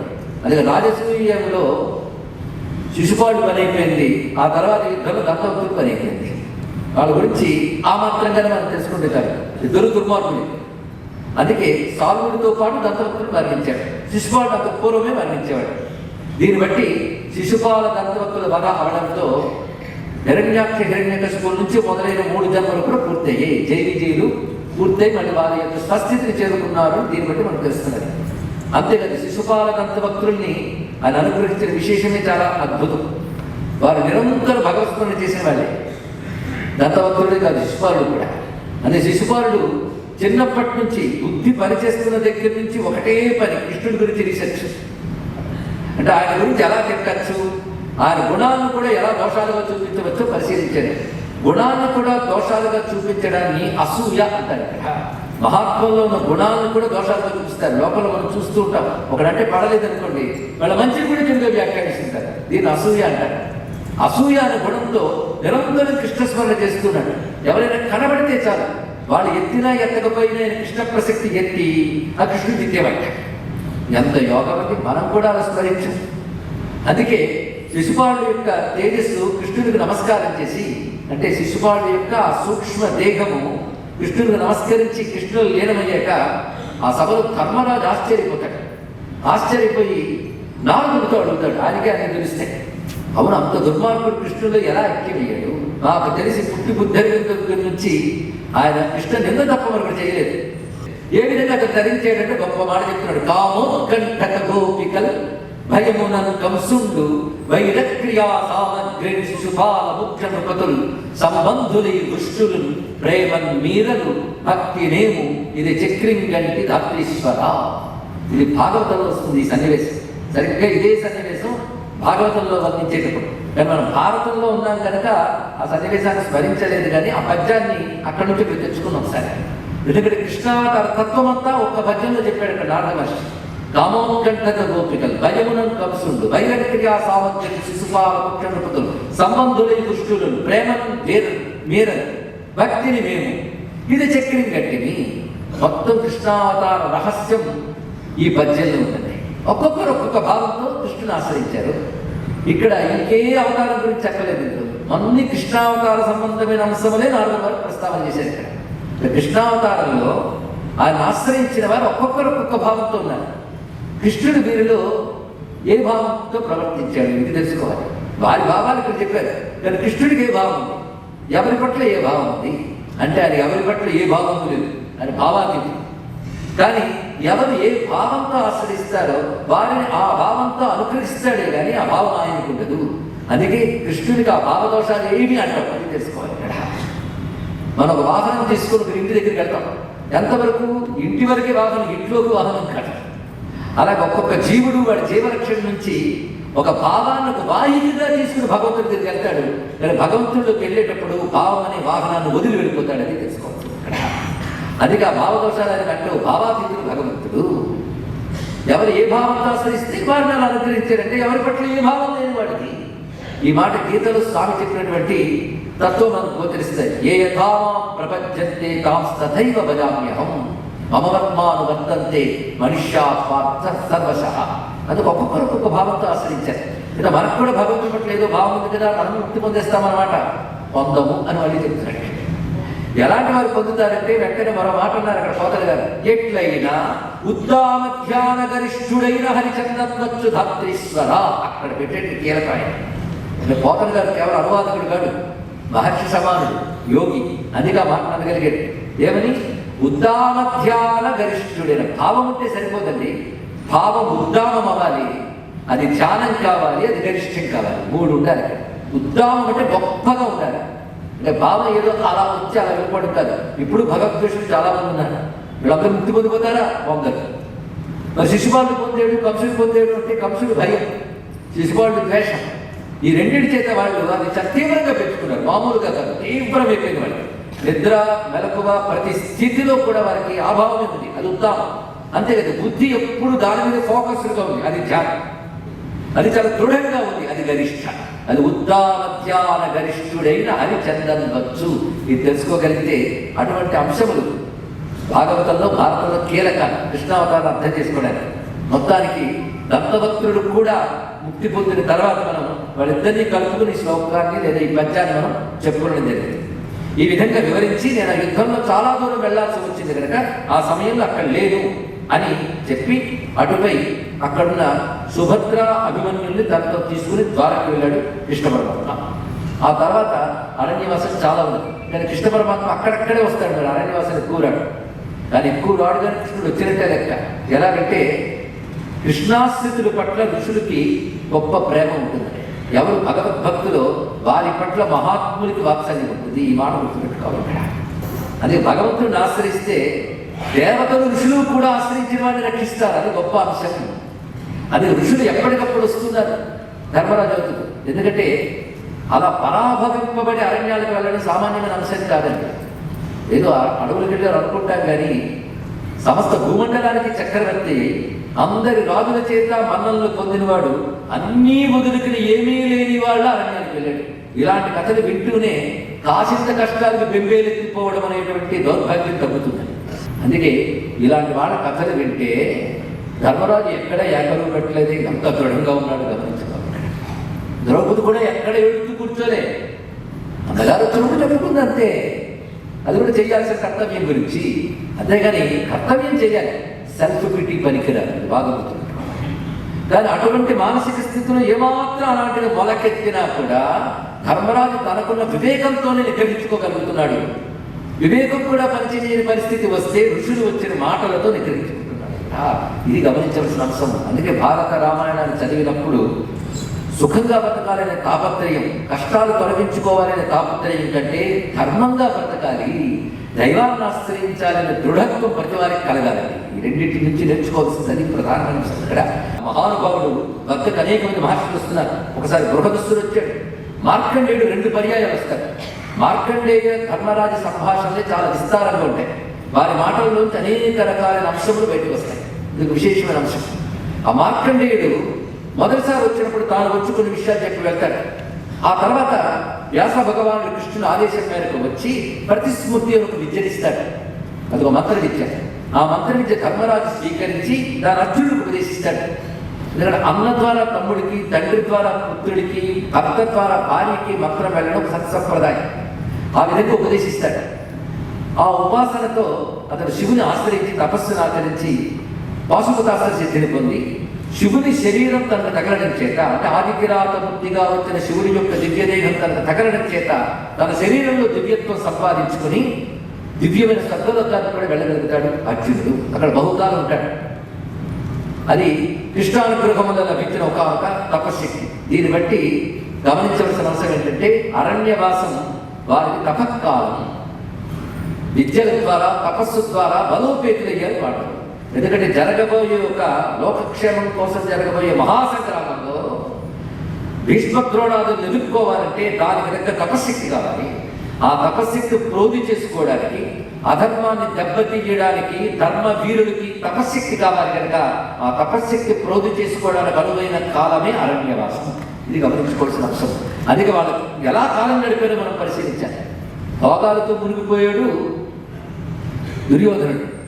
యోగంతో, తపస్సుతో, నిగ్రహంతో తనని తాను మరింత తేజోవంతం చేసుకున్నాడు మహానుభావుడు ధర్మరాజు తమ్ముళ్లతో సహా. ఇది గమనించవలసిన మరొక అంశం. ఈ సమయంలోనే అనేక వృత్తాంతాలు మహర్షులు చెప్తారు. బృహదస్సుడు చెప్పినటువంటి నలదమయంతుల చరిత్ర ఆ సమయంలోనే వస్తుంది. అందుకే అరణ్యవాసం అంత విశేషమైనది. అదేవిధంగా భీమసేనుడు ఆ సమయంలో కిమ్మీరుడు జటాసురుడు మొదలైన వారిని సంహరించిన పరాక్రమ గాథలు కూడా అందులో కనబడతాయి మనకి. అదేవిధంగా రుద్రుని మరొక రూపమైనటువంటి హనుమంతుని యొక్క అనుగ్రహాన్ని కూడా పాండవులందరూ పొందుతారు భీముని ద్వారా. అది హనుమతి అనుగ్రహం కూడా లభిస్తుంది. వాళ్ళు ఏమేమి పొందారు అరణ్యవాసంలో అన్నప్పుడు మనకు తెలిసే అంశం ఇవన్నీ కూడా. అటు తర్వాత ఒకసారి మళ్ళీ మార్కండేయ మహర్షి వచ్చి చెప్పినటువంటి అద్భుతమైన అంశములు కొన్ని ఉన్నాయండి. వస్తూ అనేక విషయాలు చెప్తాడు. మార్కండేయుడే రామాయణ కథను కూడా చెప్తాడు. అంటే రామకథ వింటాడు ధర్మరాజు. ఎందుకంటే ధర్మరాజు కూడా స్పష్టమైనటువంటి ఒక ధర్మజ్ఞానం లభించి మనస్థైర్యం పొందాలంటే రామాయణమే ఆదర్శం. అందుకే రామకథ విన్నాడు, అభిని ఆనందించాడు. ఆ తర్వాత ధర్మరాజుకు ప్రశ్న ఇస్తాడు మార్కండేయుడితో. రెండో పర్యాయం మార్కండేయుడు వచ్చినప్పుడు కృష్ణ పరమాత్మ కూడా అక్కడికి వస్తాడు. అక్కడే కూర్చుని వింటూ ఉంటాడు. అప్పుడు మార్కండేయుడితో ధర్మరాజు ఒక ప్రశ్న వేస్తాడు. నువ్వు కల్పాంత కాలాలను చూసినవాడు. మేమేదో పురాణాల్లో చదువుకుంటాం కానీ అవన్నీ చూడం, అంతే కదండి. కల్పాంతం ఎవరు చూడగలం? చూడాలని అనుకునేలో కూడా అంతమైపోతుంది. ఎవడో కల్పాంత కాలం చూసిన వాడు అప్పుడు లేడు. కల్పాంతం యుగాంతం రెండింటి గురించి కొంచెం తేడా తెలియాలి. ఎందుకంటే మన సంస్కృతి పట్ల మనకి అవగాహన లేకపోవడం వల్ల ఏమేమిటో తెలియట్లేదు. యుగాంతం ఎవడో అంటాడు, అవునేమో అని మనం భయపడిపోతాం. ఆ యుగాంతం పుస్తకం రాస్తాడు, కోట్ల కొద్ది కాపీలు అమ్ముడైపోతాయి. ఆ యుగం అలాగే ఉంటుంది, ఏది అంతం కాదు. ఆ పుస్తకం అంతమైపోతుంది, వాడు అంతమైపోతాడు. కానీ యుగం మాత్రం అంతం కాదు. ఇలాంటి వికారాలు ఎక్కువైపోతాయి. కానీ యుగాంతం గురించి ఇప్పటి నుంచి మనం బాధపడక్కర్లేదండి. కల్పాంత కాలంలో అన్నీ నశించిపోతాయి తప్ప యుగాలు అయిపోయినప్పుడు అంతము జరగదు. ఇది తెలుసుకోవాలి. ఇప్పుడు ఒక సంవత్సరం అయిపోతుంది, మరో సంవత్సరం వస్తుంది. అలాగే ఒక యుగం అయిపోయి తర్వాత యుగం వస్తుంది తప్ప యుగ అంతములు జరగవు. త్రేతాయుగం నాటి అయోధ్య నేటికి ఉన్నది. ద్వాపర యుగం నాటి బృందావనం మొదలు నేటికి ఉన్నాయి. అంటే అర్థం ఏంటి? యుగాంతమైన నాశనం అయిపోలేదు. ఇది తెలుసుకోవాల్సిన అంశం ఇక్కడ. కల్పాంత కాలంలో నాశనం అవుతుంది, యుగాంతం కాదు. కల్పం అంటే చాలా మందికి తెలిసే ఉంటుంది. ఆయన ఒక్కసారి స్మరించుకుందాం. 4 యుగాలు కలిపి ఒక మహాయుగం. అలాంటి మహాయుగాలు 71 అయితే ఒక మన్వంతరం. అలాంటి మన్వంతరాలు 14 అయితే ఒక కల్పం. ఆ కల్పం అవగానే సాయంత్రం అవుతుంది, బ్రహ్మగారి బ్యాకప్ పడుకుంటారు. ఆయన రాత్రి మళ్ళీ ఒక కల్పకాలం ఉంటుంది, దేవుళ్ళప్పుడు మళ్ళీ ప్రారంభిస్తారు సృష్టి. అలా బ్రహ్మగారికి 100 కల్పాలు అయితే ఒక బ్రహ్మముక్తి అవుతాడు. అందులో 7 కల్పాల ఆయువు కలిగిన వాడు మార్కండేయుడు. 7 కల్పాల ఆయువు. ఇప్పుడు కల్పం లెక్క కలిసిందిగా ఆలోచించుకోండి ఇక్కడ. అలాంటి చిరంజీవులు యుగాల నుంచి ఉన్నటువంటి మహాపురుషులు ఆవిష్కరించిన ధర్మమే సనాతన ధర్మం. ఈ మహర్షులు ఇచ్చినటువంటిది. ఇది తెలుసుకోండి. అందులో 5 వేల ఏళ్ళ క్రితం ఒక ఆయన ఇచ్చడానికి ఏదో తోచిందో పుస్తకం రాశాడు, లేదా ఆయన పోయిన తర్వాత ఇంకెవడో పుస్తకం రాశాడు, ఆ పుస్తకమే గొప్పది, వాడే గొప్పవాడు అనేటువంటి బయలుదేరిన అంధానుకరణలు ఏమున్నాయో వాటికి పుష్టి ఎక్కడుందండి, వాటికి సత్యం ఎక్కడుందో మీరు ఆలోచిస్తుంది. ఇక్కడ అనేక రకాల సృష్టి స్థితుల అయ్యల్ని చూస్తూ వివిధ యుగాల కాల గమనాన్ని పరిశీలిస్తూ సృష్టి ఆరంభం నుంచి అంతం వరకు జరుగుతున్న రకరకాల పరిణామాన్ని తపశ్శక్తితో దివ్య దృష్టితో దర్శించిన మహాత్ములు అందించిన శాశ్వత సత్యాల సమాహారమే సనాతన ధర్మం. అందులో మార్కండేయుడు మహర్షి. ఆ మార్కండేయుడు ఇక్కడ అత్యద్భుతంగా చెప్తున్న అంశములు వింటూ ధర్మరాజు అన్నాడు, ఈ కల్పాంత కాలంలో ఎలా ఉంటుంది అనేది మాకు తెలియదు. ఎందుకంటే మేము ఇప్పుడు ఈ శ్వేతవరాహ కల్పంలో 28వ మహాయుగం నాటి ద్వాపరలో ఉన్నాం. ఈ లెక్కలో చూస్తే ఇంకెన్ని ఉన్నాయండి, 71 మహాయుగాలు అవ్వాలి. అప్పటికో మన్వంతరం. మనం ఎక్కడున్నాం? ఇంకా 7వ మన్వంతరంలో ఉన్నాం. 7వ మన్వంతరం. 14 మన్వంతరాలు అయితే కదా కల్పాంతం. ఇంకా మనం ఉన్నది 7వ మన్వంతరం. అందులో కూడా 28వ మహాయుగంలో ఉన్నాం. దానికి ఎవడో రేపు పొద్దున యుగాంతంలో భయపడిపోకుండా కనీసం ఇక్కడ వారైనా ఉంటారు. ఈ రిపోర్ట్ తెలుసుకుంటే చాలు. కల్పాంతాల్లో ఎలా ఉంటుంది అంటే ఇలా ఉంటుంది. ఎవరు వర్ణించగలరు? పురాణాలు చెప్పే ఒక భయంకరమైన ఉగ్రమైనటువంటి ఆదిత్యులు ఉదయిస్తారు ఆ సమయంలో. దానితో వేడికి భూమంతా కూడా ఎండిపోతుంది. ఆ తర్వాత భయంకరమైన వృష్టి కురుస్తుంది, సర్వం జలాత్మం అయిపోతుంది. ఇలా రకరకాల ఉత్పాదాలు వర్ణించారు. ఇవన్నీ చదువుకుంటాం. నన్ను చూసిన వాడు కనుక చదివి చెప్పేవాడి కంటే అనుభవించేవాడు చెప్పింది చాలా బాగుంటుంది. కనుక యుగాలు ఎలా ఉంటాయి, యుగాల లక్షణాలు ఎలా ఉంటాయి మాకు తెలుసుకోవాలి. అంటే నాయన ఇప్పుడు నడుస్తుంది ద్వాపర యుగం, రాబోయేది కలియుగం. కలియుగంలో క్రమంగా ధర్మం క్షీణిస్తూ ఉంటుంది. దానితో మానవులు అజ్ఞానంతో ఉండడమే కాకుండా అజ్ఞానమే జ్ఞానం అనుకుంటూ ఉంటారు. ఇది దౌర్భాగ్యకరమైన పరిస్థితి. ఇక్కడ క్రమంగా ధర్మభ్రష్టులు అవుతారు, బలహీనులు అయిపోతారు. వాళ్ళు తినే ఆహారాల్లో పస ఉండదు. ఇప్పుడున్న సిచ్యువేషన్ ఎప్పుడు రాసేయండి మహాత్ముడు. ఇక్కడ ఒక విధంగా విష సమానమైన ఆహారాన్ని స్వీకరించడం చేత వాళ్ళ ధాతు పుష్టి క్షీణిస్తుంది, వినూత్నమైన రోగాలు పడతాయి. క్రమక్రమంగా నీతి నియమాలు మొదలైనవన్నీ పోయి మానమర్యాదలు కూడా మంట కలిసి ఒకళ్ళొకడు చంపుకు తినే రోజులు వస్తాయి. క్రమక్రమంగా అలా క్షీణిస్తుంది. చివరి కలియుగంలో నారాయణుడు కల్కిడు కూడా వస్తాడు అంటే కల్కి అవతార ప్రస్తావన కూడా చేస్తాడు. ఇలాగ ఎన్నో జరుగుతుంటాయి. మళ్ళీ కృతయుగం వస్తుంది. ఇలా జరుగుతుంటుంది. ఒక కల్పాంత కాలంలో సర్వ జగత్తు లయమైనప్పుడు నేను చూశాను. మొత్తం 7 చూడాలి. నేను 7 మొదటి వచ్చినప్పుడు చాలా గొప్ప అనుభూతి ఉంటుంది. అవును కదండి, ఏదైనా ఫస్ట్ ఎక్స్పీరియన్స్ ఉంటుంది, చాలా తీవ్రంగా ఉంటుంది. తర్వాత అలవాటు అయిపోతుంది. 4 తుఫాను చూడగానే మొదటి తుఫాను ఆర్తం, తర్వాత 3 తుఫాన్లో ఉండదు కదా. అదేవిధంగా ప్రళయ కాలంలో నాకు చాలా ఉద్వేగపడిపోయింది, భయం కలిగింది. అందరూ పోతూ ఉంటే చూడటం ఎంత భయమో నాకు తెలుసు కదా.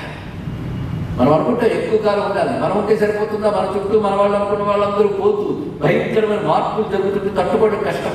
అది మృత్యువు కూడా ఒక వరమే, రావాల్సిన సమయంలో రావాలి. లేకపోతే అది కూడా భగవంతుడు ఏర్పరిచిన ప్రణాళికి. ఆతపి మండలి మృత్యు పింగళ సర్వతాపర అంటూ మృత్యువును కూడా భగవత్ స్వరూపంగా చూడగలిగే దివ్య సంస్కృతి భారతీయ సంస్కృతి. అది రావాల్సిన సమయంలో రావాలి. అది నమో భగవతే రుద్రాయ విష్ణవే మృత్యుర్మే పాహి అంటూ మృత్యువును నమస్కరించడం కూడా ఉన్నది. అలా రకాల అపమృత్యువులు తొలగాలి, కానీ రావాల్సిన కాలంలో మృత్యువులు రావాలి. కానీ చిరంజీవిగా ఉండడం మహాభయంకరమైన అంశం. ఇది చిరంజీవిగా ఉన్నవాడికి బ్రహ్మజ్ఞానం ఉన్నట్లయితే అది గొప్పదే. అది చిరంజీవిగా ఉన్న మహర్షులందరూ బ్రహ్మజ్ఞానులు. ఆ బ్రహ్మజ్ఞానం ఉండడం వల్ల తట్టుకోగలిగాను. కానీ ఎంత జ్ఞానమన్నా ఎదురుగా కనబడుతున్నటువంటి పరిస్థితులు చాలా ఉగ్రంగా ఉన్నాయి. మొత్తం జలార్ణం అయిపోయింది. ఆ సమయంలో నేను ఒక్కడే ఉన్నా.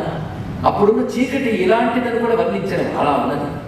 అలాంటి సమయంలో నాకున్న తపశక్తి వల్ల ఏదో చూడగలుగుతూ ఉంటే అక్కడ ఏకార్ణమైన జలంలో ఒక మర్రాకు మీద కుర్రాడు కనబడ్డాడు. ఇది చెప్తున్నాడు మార్కండేయుడు ధర్మరాజుతో.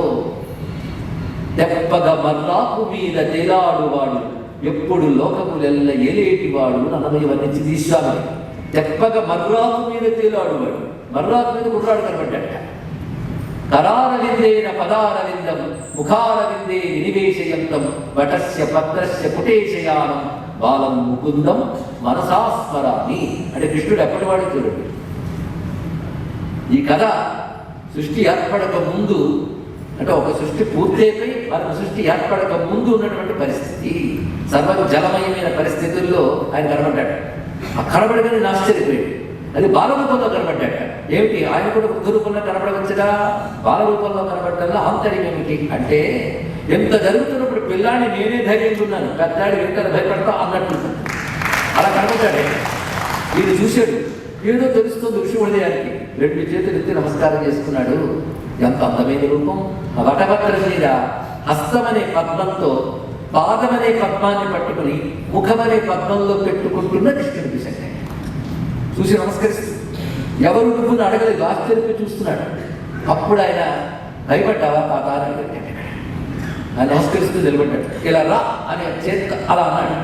అనగా నా నోట్లోకి ప్రవేశించాను మాట్లాడి ఆశ్చర్యకరంగా. ఆ నోట్లోకి వెళ్ళిపోయిన తర్వాత ఈ సమస్త లోకములు కనబడ్డాయి ఆయన. ఇది నిజానికి ఒకానొక బ్రహ్మ విద్యను బోధించడానికి మార్కండేయుడు చెప్తున్నాడు.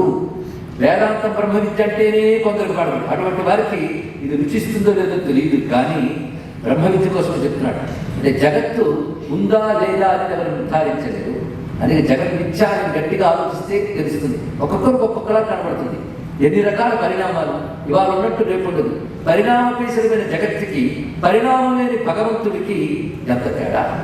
అందుకే ఏ పరిణామం లేని భగవతత్వం తెలిసినప్పుడు పరిణామపేసరమైన జగత్తు మిథ్యని తెలుస్తుంది. అందుకే బ్రహ్మసత్యం జగన్మిథ్య. అదే మిథ్య అయిన జగత్తు యొక్క ఉనికి గురించి వేదన పడకూడదు, వేడుగా పడకూడదు, సాక్షిభూతంగా చూస్తూ ఉండాలి. ఆ రహస్యం చెప్పడం కోసం ఈ కథని. ఎందుకంటే భారతం అసలు ఉద్దేశం తత్వదృష్టి అని చెప్పుకున్నాం కదా. వెంట లోపలికి తీసుకెళ్ళగానే లోపల అత్యద్భుతమైన లోకాలు కనబడ్డాయి. ఏవేవి నశించిపోయాయి అనుకున్నాడో అవన్నీ లోపల కనబడుతున్నాయి. రమ్యమైన వనాలు, అదేవిధంగా పెద్ద పెద్ద భవనాలు, నగరాలు, పట్టణాలు, అనేక మంది మహర్షులు, అనేక లోకములు గోచరిస్తున్నాయి. ఇవన్నీ చూస్తూ ఆశ్చర్యపోయాడు. కొంతసేపు అయినప్పుడు మళ్ళీ బయటికి రాగానే మళ్ళీ భయంకరమైన చీకటి, ఏకారణము, మళ్ళీ మరురాత్రి పిల్లలు. ఆశ్చర్యంగా చూస్తున్నాడు. అడిగాడు, చూసావా బాగుందా, కొంచెం సేద తీరేవా, ఇంతకీ లోకాలు ఉన్నట్ట లేనట్ట? ఇది ప్రశ్నించాడు. అడిగితే లోకాలు ఉన్నట్ట లేనట్ట అని ప్రశ్నించకూడదని తెలిసింది, నువ్వు ఒక్కడివే ఉన్నట్టు అని సత్యం తెలిసింది నాకు.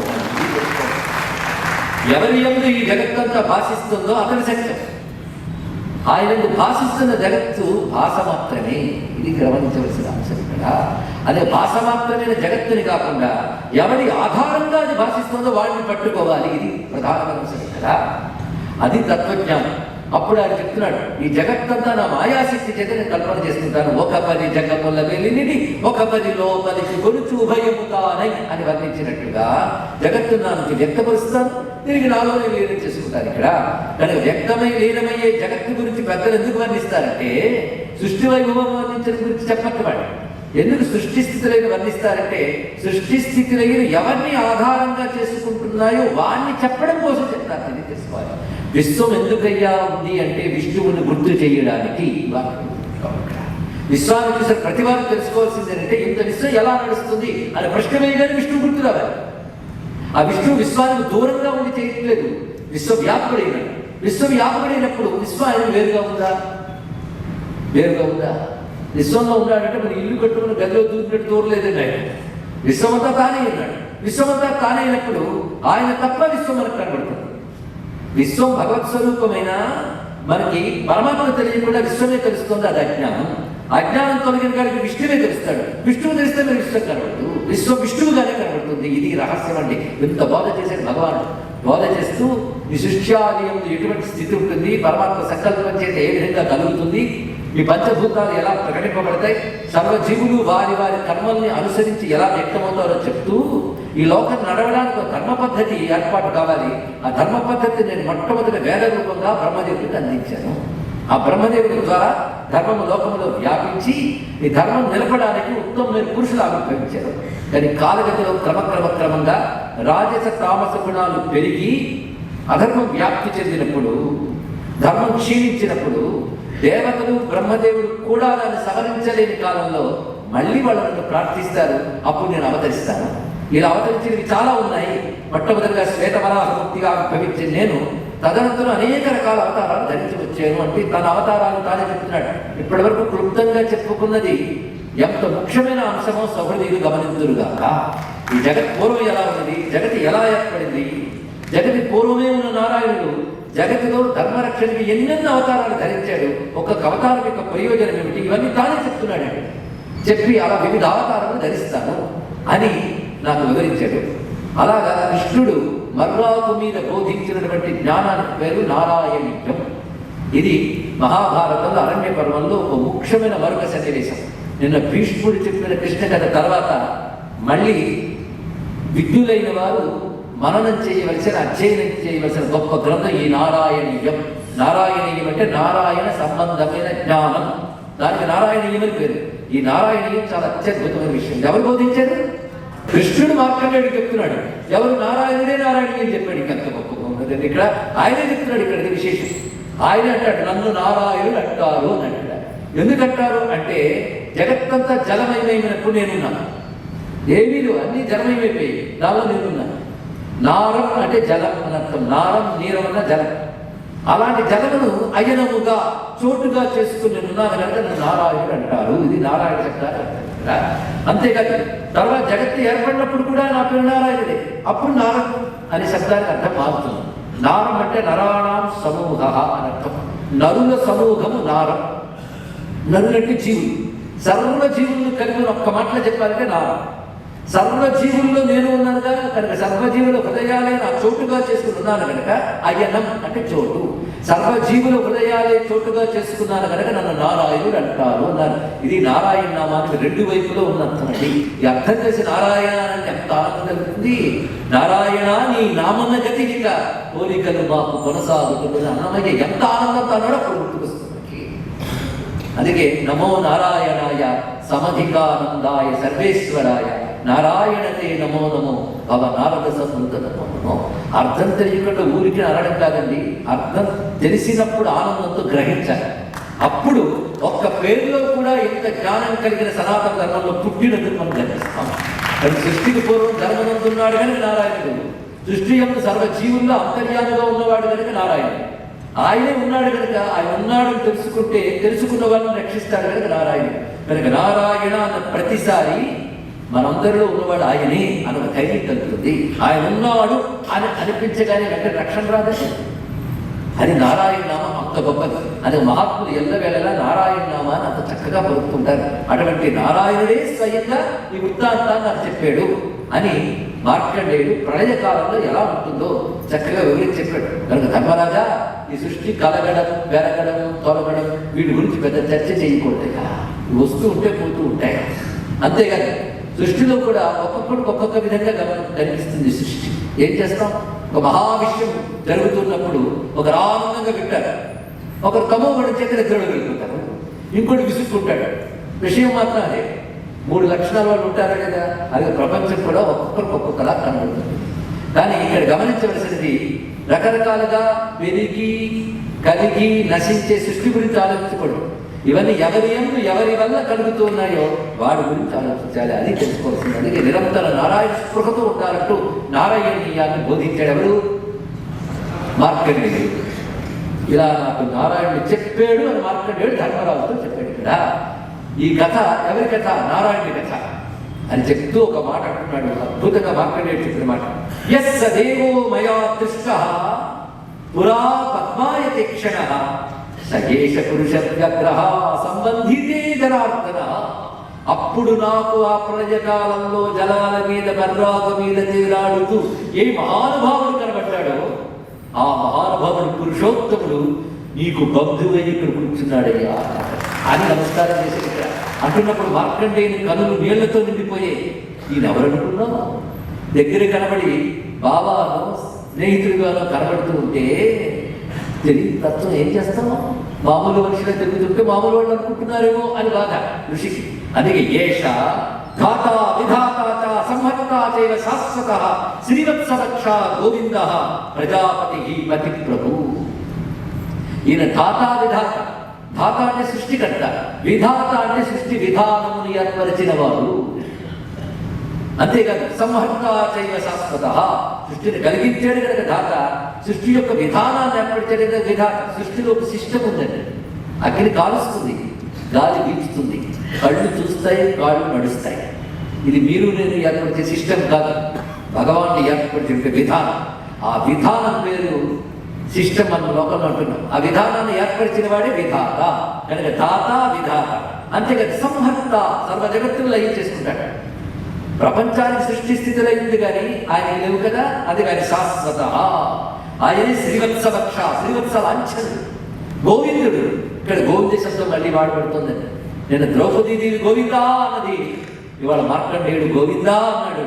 ఆ గోవింద నామంతో తిరువేంకటగిరి మీద స్వామి వెలసి ఉన్నాడు. అతడు మన ధర్మాన్ని రక్షించుగాక, మనల్ని రక్షించుగాక. ఆయన అన్ని గమనిస్తున్నాడని స్పృహ మనకు కలిగి ఉండుగాక. ఏం కావాలి? అటువంటి గోవింద ప్రజాపతి ప్రభు. ప్రజాపతులు ఎవరైతే ఉన్నారో వాళ్ళకి ఆయన పతి. మొత్తానికి సర్వ జగత్తుకు ఆయనే ప్రభు అయినవాడు. సర్వేషామేవ భూతానాం పితా మాతా చ మాధవ. సర్వ జీవులకి తల్లి తండ్రి ఈ మాధవుడే. మళ్ళీ మాధవ శబ్దం వాడుతున్నాడు. మాధవ అంటే మహాలక్ష్మీపతి అంటే నారాయణుడు అర్థం. మా అంటే అమ్మ. ఇందిరా లోక మాతామ రమా మంగళ దేవత ఎవరి కోసం చెప్తోంది. లోకమాత ఇందిరా లక్ష్మీ మా. అటువంటి తల్లికి ఈయన పతి అయినవాడు. ఇంకో మాటలో మాధవ అనే మాటకు ఒక అత్యద్భుతమైన అర్థం శాస్త్రం చెప్తాను. ఎందులో? భారతంలోనే చెప్తున్నాడు. భారతంలోని కృష్ణనామ నిరుక్తము అని అధ్యాయం. కృష్ణనామములు నిరుక్తము. ఇది భీష్మ పితామహుడు చెప్తాడు మరొక పర్వంలో. కృష్ణనామములకు నిరుక్తం అన్నారు. నిరుక్తం అంటే డిక్షనరీ. మామూలు మాటలు డిక్షనరీ నిఘంటం అంటారు. వేదవ పదాల డిక్షనరీకి నిరుక్తం అంటారు. వైదికమైన శబ్దాలకు నిఘంటంలో నిరుక్తం అనాలి. కనుక మాధవ, కృష్ణ, గోవింద వైదిక శబ్దాలు. అదే మాధవ అనే శబ్దానికి లక్ష్మీపతి అని ఒక అర్థం. ఇంకొక అర్థంలో మౌనా ధ్యానా విద్ధి మా ఇది మాధవ. కృష్ణ పరమాత్మ స్వయంగా చెప్తున్నాడు అర్థాన్ని. భీష్ముడికి కూడా ఆ విషయాన్ని వివరించాడు మరొక చోట. కృష్ణుడు భీష్ముడు కూడా మాధవ శబ్దానికి అర్థం చెప్తారు రెండు వివిధ సందర్భాలు. మౌనం వల్ల ధ్యానం వల్ల తెలియబడేవాడు మాధవుడు. భగవంతుడు దేని వల్ల తెలియబడతాడంటే మౌనం వల్ల తెలుస్తాడు. అంతేగా నాయం ఆత్మా ప్రవచనైన లభ్య. అబులికి కాకరకాయలకి భగవంతుడు దొరకడు. సాధనలో దిగాలి, అంతర్ముఖం కావాలి, మనస్సులో అలజడులు ఆగాలి. అది మౌనం. మౌనం అంటే నోరు బిగబెట్టడం కాదు, మనస్సుని శాంతపరచడం. అది మనస్సు ప్రసన్నత లక్షణాన్ని పొందాలి, వికారాలు వదలాలి. ఎలా అంటే అలలు లేని పొలలులాగా వికారము లేని అంతఃకరణం ఉంటే దాని పేరు మౌనం. అందుకే భగవద్గీతలో మౌనం అనేది మానసిక తపస్సు కింద చెప్పారు కానీ వాచిక తపస్సు కింద చెప్పలేదు. ఇది పరిశీలించాలి. మనస్సు యొక్క లక్షణం. కొంతమంది మౌనం నోరు మూసుకుంటుంటారు. నోరు తప్ప మిగిలిన శరీరాలు అవయవాలన్నీ మాట్లాడుతుంటాయి. మౌనవర్తం చేసినప్పుడు చూడాలండి. నేను మౌనంగా ఉన్నాను నేను చెప్పేటప్పుడు అవతల వాడు కూడా చేస్తే మాట అనకుండా లేనిపోయిన భంగిమలన్నీ ఇస్తున్నారు. అంటే నోరు మూసుకున్నాడు కానీ బాడీ అంతా మాట్లాడాలి. అది కాదండి. దానివల్ల మాట్లాడుతున్న నోరే ఇప్పుడు శరీరం అంతా డిస్టర్బ్ అయింది. అవునా లేదా? అది మౌనం అంటే మనస్సు నిలుకడగా ఉంచుట. అది గొప్ప అంశం. ఇక్కడ మనోవికారాలు లేని మనస్థితి పేరు మౌనం. ఇది అంతర్ముఖ ప్రజ్ఞ వల్ల ఏర్పడుతుంది. బహిర్ముఖ దృష్టి విడిచిపెట్టి అంతర్ముఖ ప్రజ్ఞ ఏర్పడితే ఆ స్థితి పేరు మౌనం. దాంతో చేయవలసింది ధ్యానం. పరమాత్మ యందు తైలధారవలేని మన ప్రవృత్తి ప్రసరించడానికి ధ్యానం అంటారు. ఇది నిర్వచనం. పరమాత్మను శివుడు అనుకో, విష్ణువు అనుకో, కృష్ణుడు అనుకో, రాముడు అనుకో, దాని యందు నీ మనసు ప్రవహించాలి. అది ధ్యానం. కనుక మౌనము ద్వారా ధ్యానము ద్వారా తెలియబడేవాడు మాధవుడు. ఇది మాధవ శబ్దానికి మరొక దివ్యమైన అర్థం. ఇక్కడ లక్ష్మీపతి అర్థంతో పాటు సాధనాపరమైన అర్థం కూడా మనం తెలుసుకోవాలి. ఆ మాటని ఇక్కడ చెప్తున్నాడు మార్కండేయుడు. సర్వేషామేవ భూతానాం పితా మాతా చ మాధవ గచ్చత్వమేనం శరణం శరణ్యం కౌరవశ్రభ. అందుకే ఓ కౌరవులారా అన్నాడు. కౌరవులారా అని వీళ్ళంటున్నారా? పాండవులు కూడా కురువంశానికి చెందిన వారి అని మర్చిపోరాదు. అదే భారతంలో మాత్రం మనం అనుకునే పాండవ కౌరవుల్లో ధార్తరాష్ట్రంలో కౌరవులు నేస్తుంటాం. పాండవులు కూడా కౌరవులే అని గుర్తుపెట్టుకోవాలి. కురునందన అనే మాట మనకి భగవద్గీత కృష్ణుడు చెప్తారు అర్జునుడికి. కానీ కురువంశానికి చెందిన వారి కనుక కౌరవులు. అందుకే ఏ పాండవులారా మీరు సర్వలోక శరణ్యుడైన కృష్ణుని శరణ వేడండి అన్నాడు. ఇప్పుడే వేడుకున్నారు కానీ మరొకసారి హెచ్చరించాడు. అటువంటి కృష్ణుని శరణ వేడండి. సర్వ జగత్తుని తన నుంచి వ్యక్తం చేసి తన యందు ఉంచి చివరికి తనలో లయం చేసుకుని పరమాత్మ మీ వైపు ఉన్నాడు. మీరు ఎంత భాగ్యవంతుడయ్యా. సంబంధితే జనార్దన. మీకు సంబంధం అయ్యేది కృష్ణుడు.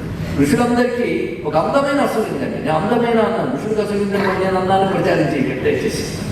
అందమైన అసూయ అన్నాం. ఇది మంచిదే. ఇది ప్రేమతో అంటున్నాడు. ఏమనంటే అదృష్టవంతుడు అయ్యా. ఎందుకంటే సర్వలోక శరణ్యుడైనటువంటి కృష్ణుడు నీకు సంబంధి. అది గొప్ప విశేషం. ఇక్కడ మార్కండేయుడు ఇలా అసూయ పడితే నారదుడు కూడా ధర్మరాజు దగ్గర ఇలాగే అన్నాడు. ఎలా అంటే జలజాత ప్రభవాదు మనములో చర్చించి భాషావళి పలుకలు లేని జనార్దన భయపర బ్రహ్మంబు నీ ఇంటిలో చెరియై మేనమరందియై సచివుడై చిత్తప్రియుడై మహాఫల సంధాయకుడై చరించుట ఇది నీ భాగ్యం కూడా. బ్రహ్మాది దేవతలు కూడా ఎంత ఆలోచించినా అందనివాడు, ఎంత వర్ణించినా చాలనటువంటి ఆ పరమాత్మ ఎంత తేలిగ్గా దొరికాడే నీకు. తేలిగ్గానా అనేక జన్మల తపస్సులు దొరికాడు. ఎంత తేలిగ్గా నీకు మసలుతున్నాడో. ఎలాగంటే చెరియై మేనమరంది సచివుడై చిత్తప్రియుడై మహాఫల సంధాయకుడై ఇన్ని విధాలుగా సంబంధిగా నీతో ఉన్నాడు అంటే అది నీ భాగ్యం అదుత్తమా అని అంటున్నాడు మార్కండేయుడు. ఇది నీ భాగ్యం నాయన. అది సయేష పురుష వ్యాగ్రహ. ఇది ఎవరు? పురుష వ్యాగ్రహ, పురుష శ్రేష్ఠుడు. అటువంటి వాడు నాకు ప్రళయకాలంలో ఒక్కడై కనబడ్డ ఏ స్వామి ఉన్నాడు అతడే ఇతడు అని చెప్పి మార్కండేయుడు నమస్కరించగానే ధర్మరాజులందరూ కూడా కృష్ణ పరమాత్మకి ప్రాంజలించి నమస్కరించారు అరణ్యవాస సమయంలో. అదేంటి కృష్ణుడికి ఇప్పుడు చెప్పండి. భారతంలో భాగవతం మళ్ళీ వచ్చింది. అదే ఇక్కడ నారాయణీయమంతా భాగవతమే.